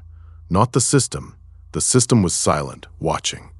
This was older than the interface, older than the Empire, older than the plague that had made this field. A pulse, slow as a glacier, moving through the packed bones of 100 generations, and it was not sleeping anymore. I stood at the edge of the pit and felt the weight of it. 100,000 dead, sealed for centuries, waiting. And I understood, with a cold certainty that settled in my chest like stone, that the city I had built was only the beginning. The Empire had thrown me onto a mountain of the dead and called it a grave. But a grave, if you know how to read it, is just an army that hasn't been raised yet. We opened the pit at dawn, because some things should not be faced in the dark. The seal was old stone, marked with a language none of us could read, and it had cracked from below, not by our hands, but by whatever had turned over in its sleep. I stood at the lip and looked down into a darkness that swallowed the light, and understood at last what the Empire had feared when it buried this place. Mirel read it for us, the way she read every grave, her voice steady, but her hands were not. The Empire didn't dig this pit, she said. It found it. Some people before the Empire, before any name we know, sealed 100,000 bodies down there and wrote a warning over it that no one alive can read. She looked at me, and whatever they sealed it against isn't dead. It's been waiting. Cordelia was already counting, because Cordelia counts everything, even a horror. 100,000 laboring dead, she said, quiet. You could farm the whole poisoned plain, build a wall the Empire couldn't look over, raise an army no crusade could match. And then, softer, the part she was really thinking, and the Empire would never, ever be able to ignore us again. The choice was not whether to raise them. It was what it would cost, and I could feel the shape of that cost already, pressing on my chest like a held breath. The system had shown me the arithmetic from the first night. Every dead thing, paid in my own life. One corpse had nearly killed a starving man. 100,000 was not a number on a panel. It was a sentence, and I was the one who would have to serve it. I know, I said, and I did know, the way a man who has nearly died of his own power knows. The last time I raised too many, I woke in a shelter with my life force down to a single flickering unit, and Morel and Seraphine had dragged me back from the edge of something final. This would be that, multiplied by 100,000. There was a real chance I would not come back from it at all. But I looked out over my city, the walls and fields and forges I had built out of a graveyard, and I did the arithmetic the other way. The Empire would return. It always returned, and the next time it would come with everything. 500 dead could hold a city. They could not hold against the whole world. To survive what was coming, I needed the dead to outnumber the living. I made the decision the way I have made every decision since the gate closed behind me. Slowly, then all at once. I would raise them, not because I wanted an army, though the army would come, because the Empire had spent 1,000 years throwing its dead and its secrets into this field, and it was time the field threw something back. I would raise the whole grave and pay whatever the pit asked. They did not try to talk me out of it. That is the thing about the three of them. They have never once tried to save me from my own choices, only to make sure I live through them. Seraphine would bless the raising and stand between me and the dark. Mirel would keep my heart beating when the mana tried to stop it, and Cordelia would count the cost and make sure that if I fell, the city did not fall with me. I looked at the three of them, the Paladin, the Plague Doctor, the Merchant, and I understood fully what the grave had actually given me. Not an army, not a kingdom, a reason to be worth the cost. I turned back to the pit, and the darkness below seemed to turn with me, patient, expectant, as if it had been waiting a very long time for someone to call it by name. We prepared the way an army prepares for a battle it cannot see. Seraphine planted her great sword in the earth at the pit's rim and began the old prayers, the ones she had not been allowed to speak since the order cast her out, and her golden light spilled down into the dark and held it, trembling, like a lantern against a flood. Whatever was down there would rise into her blessing. It would rise as ours. Mirel laid out her instruments on a cloth beside me. Salts and cords and the surgeon's tools she had used to keep me breathing through every overraise I had ever survived. I will hold your pulse and your breath, she said, not looking up. I have pulled men back from the very edge of death. I have never pulled one back from the other side.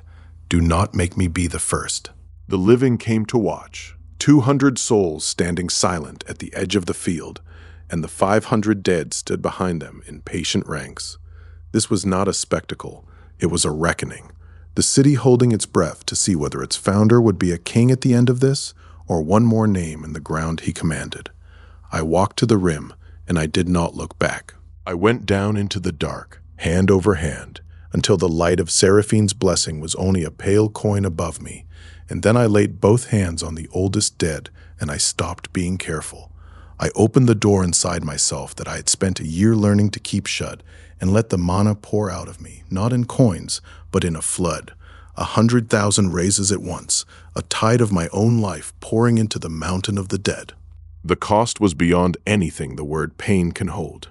It was like being unmade, slowly, from the inside. My heartbeat thinning, my thoughts going gray at the edges, my own name starting to feel like something that belonged to someone else. I felt Seraphine's light catch the flood and steady it. I felt Mirel's hand on my chest, her voice far away, and beneath me, the mountain began to move. They rose, not the way my soldiers rose, one by one, patient and slow, but all at once, 100,000 of them, generation after generation of the oldest dead, climbing up out of the dark with the earth still clinging to them, until the pit was not a grave at all, but a doorway, and I was standing in the middle of a nation that had waited 1,000 years to be called back. The last of them rose, and the door inside me did not close. It swung wide, and I felt myself going after it, the cold of the pit rising through my chest, the way it had on that first terrible night, when one corpse had nearly been the end of me. My legs went and the world tilted. Then there were hands on me and voices, and golden light wrapping me like a net, and Mirel's voice, sharp as a blade, telling me I was not allowed to die. I have no clear memory of how they dragged me out of the pit. I remember light and hands and the taste of salt and iron, and a heartbeat I kept losing and finding again. And I remember once opening my eyes to see 100,000 faces turned toward me, silent, patient, waiting for the man who had called them back to stand.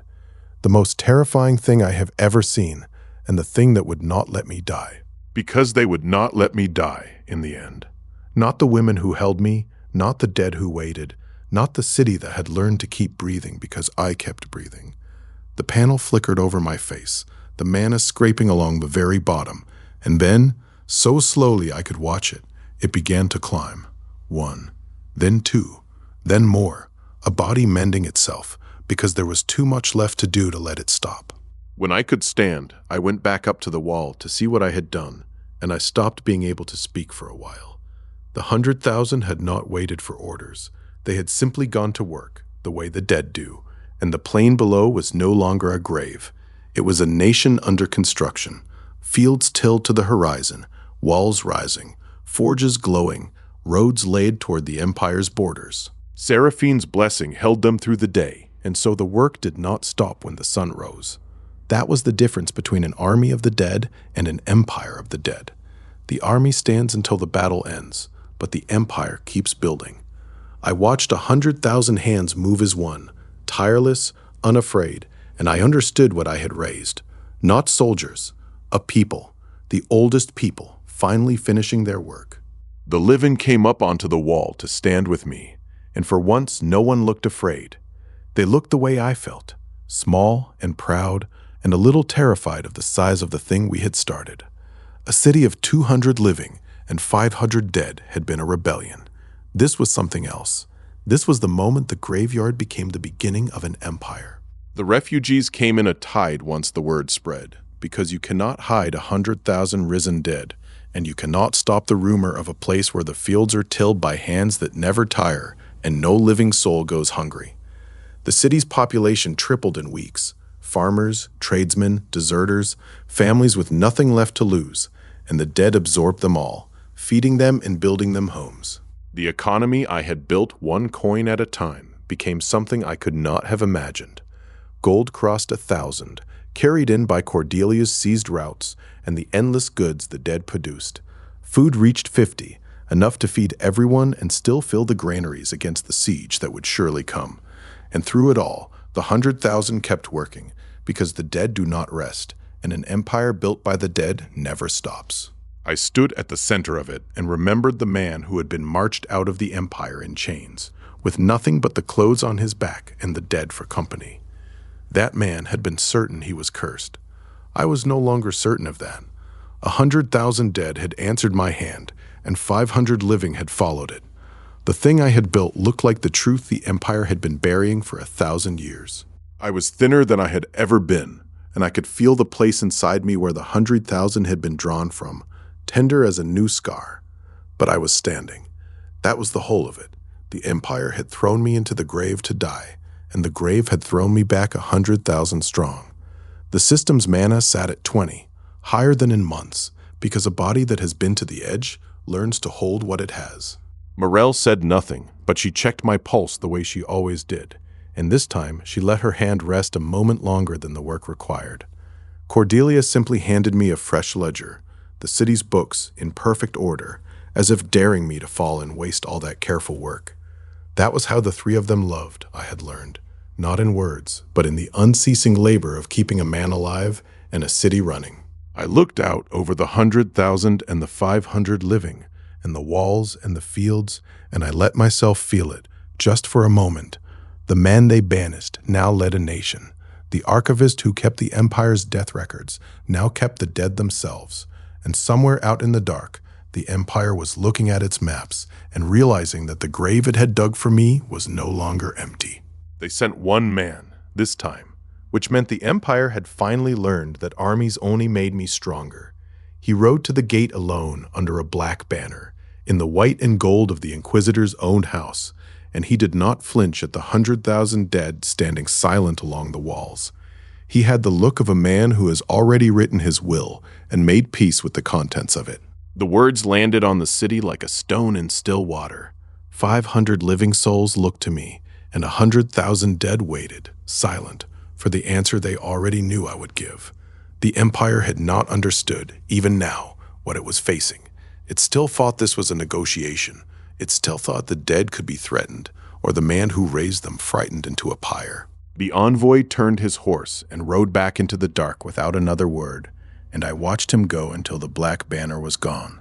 The empire was coming with everything, and I would meet it with 100,000. But in the back of my mind, quiet and cold, the older question turned over and over, whether the empire was the only thing the pit had been waiting for. They came with everything, the way I had told them to. The empire's whole host darkened the horizon at dawn, not a crusade now, but the last of its strength.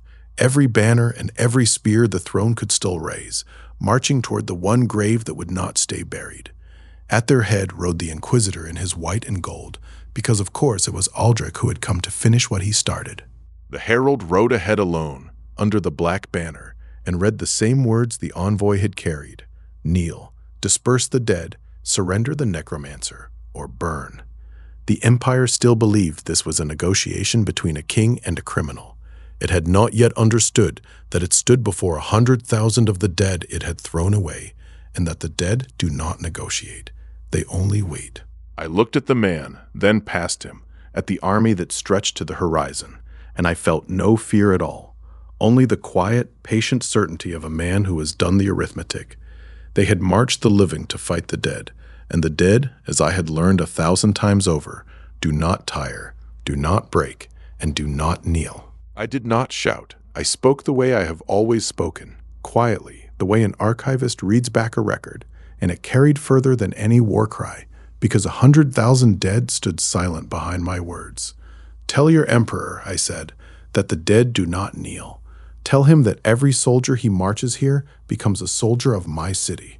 And tell Aldrich I know what he buried in the plague pit. The herald's face went pale, and he wheeled his horse and rode back to his lines, and I watched the ripple of my words move through the enemy host like wind through wheat. The soldiers at the front had heard the last of it, the name Aldrich and the plague, and a truth they had never been told, and I saw the first seed of doubt take root in an army that had marched certain of its own righteousness. Seraphine stood at my right, her great sword drawn, her silver armor catching the dawn. Morel at my left, her mask down, the evidence she had carried out of the sealed pit folded in her coat. And Cordelia behind us, her ledger open, the Empire's own supply routes already turned against it. The Empire had come to burn a necromancer. It was about to meet everything the necromancer had built. I did not wait for them to attack. I walked out through the gate, and the 100,000 fell in behind me, and for the first time the Empire saw, in full daylight, the size of what it had thrown away. It was not a charge, and it was not a horde. It was a nation, marching, silent, tireless, in perfect step, every body the Empire had ever discarded, come at last to keep an appointment 1,000 years overdue. The living marched beside the dead, 500 souls who had once fled the Empire and now faced it without a tremor, and I was prouder of them than of any army I could have raised. This was the reversal, made flesh. The Empire had built itself on the labor of the dead it buried and the living it discarded. Now both had found each other, and they had built something that would not bow. Across the field, I saw Aldrich's face go still. Not afraid, he was too proud for fear, but the stillness of a man who has spent years certain of an outcome and has just watched it become impossible. He had framed me to bury the plague, and the plague had followed me out of the grave, and now it stood behind me in 100,000 pairs of empty eyes, waiting to be told the truth. The Empire charged, because empires always charge, and the dead received them the way the shore receives the tide. The first wave broke against the front rank of the risen and did not pass it. A living man fights with his breath and his fear and the strength of his arms, and all three run out. A dead man has none of them left to lose, and so he simply does not stop. The Empire's finest learned, in a single morning, the lesson it had refused for 1,000 years. I paid for the battle the way I had paid for everything, in the slow, steady draw of my own life force, and the system counted it, cold and exact. Mana slipped from 20 as the dead held their line against wave after wave, but it did not crash, because I had learned, after the pit, how to spend without breaking, a little at a time, on full stores, the way a careful clerk spends a treasury. The dead needed me alive at the end. By noon, the Empire's lines were wavering, not because the dead were winning, though they were, but because the living soldiers were beginning to understand what they were fighting. Not a monster, not a curse, their own dead, standing in the enemy's ranks, patient and unafraid, and asking nothing of them but that they stop. And that, more than any blade, was what would end the Empire. That was the whole of the battle, in the end, and it was not a glorious thing. The dead outworked the living, and then they outlasted them, and then the Empire's soldiers simply stopped being able to fight. I watched a man drop his spear because his arms would no longer lift it, and he looked across the field at the risen soldier who had been fighting him for 6 hours without a pause, and I saw the exact moment he understood. The system showed me the shape of it, the Empire's strength bleeding away against the dead's perfect, unceasing patience. This was not necromancy, it was arithmetic, and the Empire had never once done the sum. A living army fights for a day and is spent. An army of the dead fights for as long as the man who raised them can draw breath, and I had learned to breathe and to eat and to endure. Then the first company lowered its banners, not in surrender, but in exhaustion, and stood aside, and did not stop the dead when they marched past. And I knew, with a certainty that settled over the field like dusk, that the Empire's army was already finished. What remained now was only the truth, and Aldrich standing alone at the center of it, with nowhere left to run. I stopped the battle with a word, and the dead stopped with me. And into that sudden, terrible silence, we brought the truth. Mirel stepped forward and laid the evidence on the ground between the armies. The sealed plague pit sigil, Aldrich's own mark, the records I had kept and the records he had burned. And Seraphine spoke, her voice carrying the way a paladin's does. Aldrich stood at the center of it, white in gold, and for one long moment I thought he would deny it. But there was nowhere left to run, and he was, whatever else he was, a man who had always believed his own lies. I did what was necessary for the Empire's survival, he said, cold as the pit. 1,000 dead was a small price, and not a single soldier looked at him the way they had looked at him at dawn. No, I said, and my voice was steady. I raised the dead, and I never once pretended it was for their own good. You let them die and called it mercy. That is the difference between us, Inquisitor. I have never lied to the dead. And I watched the last of his certainty go out of him, right there in front of everyone. The Empire's soldiers laid down their arms, the way a man sets down a burden he did not know he was carrying. It began with 1, then a dozen, then whole companies, and the sound of 1,000 spears falling to the earth was the loudest thing I had ever heard. They did not kneel to me, not yet. They set their weapons at the feet of the dead and stood with heads bowed, a people learning what their empire had been built on. Aldrich was taken without a fight. He had no army left to command, because an army that has just learned it was lied to will not march for the man who lied. They bound him with his own sash of office, white and gold, and led him past the ranks of the risen. And I saw the dead turn their empty faces toward him, not in anger, because the dead do not feel anger, but in recognition. They had known his name for a long time. The general of the Empire rode forward, not to fight, but to surrender the whole of the host, and I accepted it the way a man accepts a thing he has been owed for a very long time. The Empire that had thrown me into a grave to die was laying down its arms before 100,000 of the dead it had buried there, and behind me I heard Seraphine let out a breath I had not known she was holding. They brought the Emperor himself, or what the Empire called an emperor, a hollow man in a heavy crown who had spent his whole reign signing whatever Aldrich put in front of him.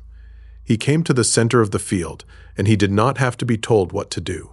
He knelt, not to a necromancer, and not to a king of the dead, but to the truth he had spent a lifetime running from, made flesh in 100,000 patient faces. I did not make a speech. I have never been good at speeches, and the moment did not need one.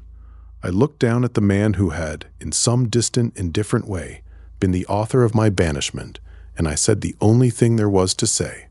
The dead do not kneel, I told him, and because they do not, neither do the living who stand with them. Keep your crown, but the Empire answers for what it buried, and it answers to me now. The banished man was a king, not by conquest. I had conquered nothing. I had only raised the dead the Empire had already killed, but by a kind of terrible, patient arithmetic that no one in that field could any longer pretend not to understand. The graveyard I had been thrown into to die had become the seat of a power the Empire could not burn, could not outlast, could not ignore, and it had started with 1 starving man and 1 corpse in a cart. Peace came the way a siege ends, not with a single day, but in the slow unclenching of 1,000 small things. The Empire paid tribute, gold doubling to 2,000 as the sealed coffers were opened and the stolen relief funds returned to the people they had been stolen from. Food flowed in from the surrendered granaries until the city's stores stood at 100, enough to feed everyone and still have enough to plant. And the living came, not as refugees now, but as citizens, 5,000 of them in the first months, soldiers who had laid down their arms, families who had lost kin to the plague Aldrich concealed, pilgrims and tradesmen, and the merely curious, all come to see the graveyard that had become a nation. The dead absorbed them all, and the city grew until it touched the horizon, and the strange gray family I had built became, at last, a people. I kept my mana at 18, spent down a little by the final battle, and I did not regret a single unit of it. The system's panel glowed over my face in the quiet of the evening, and for the first time, it did not feel like a sentence or a burden. It felt like a ledger, balanced at last. The dead raised, the living fed, the empire kneeling, and the man who had once been certain he was cursed, standing at the center of it all. I was alone on the wall the night it began, long after the city had gone quiet, and I felt it before I saw it, the same pulse I had felt at the bottom of the pit, but no longer under my feet. It was beyond the border now, in the deep dark past the edge of the lands I had claimed, and it was no longer turning in its sleep. It was awake, and it was listening, and it had been listening for a very long time. The system flickered over my face without my calling it, and for the first time since the night I raised my first corpse, it showed me something it had never shown me before. Not a warning, not a count, but a question, cold and old, written in a language the interface itself seemed to be struggling to render. Something older than the grave, older than the empire, older than the pit I had emptied, and it had felt the 100,000 rise. I did not wake the others. Some things a man must face alone, and this was not a threat I understood well enough to share. I only stood on the wall of my empire of the dead and looked out into the dark past the border and made the same promise I had made on my first night in the grave. Slowly, deliberately, one step at a time, the empire had knelt, but something else, something far older, was only just beginning to rise.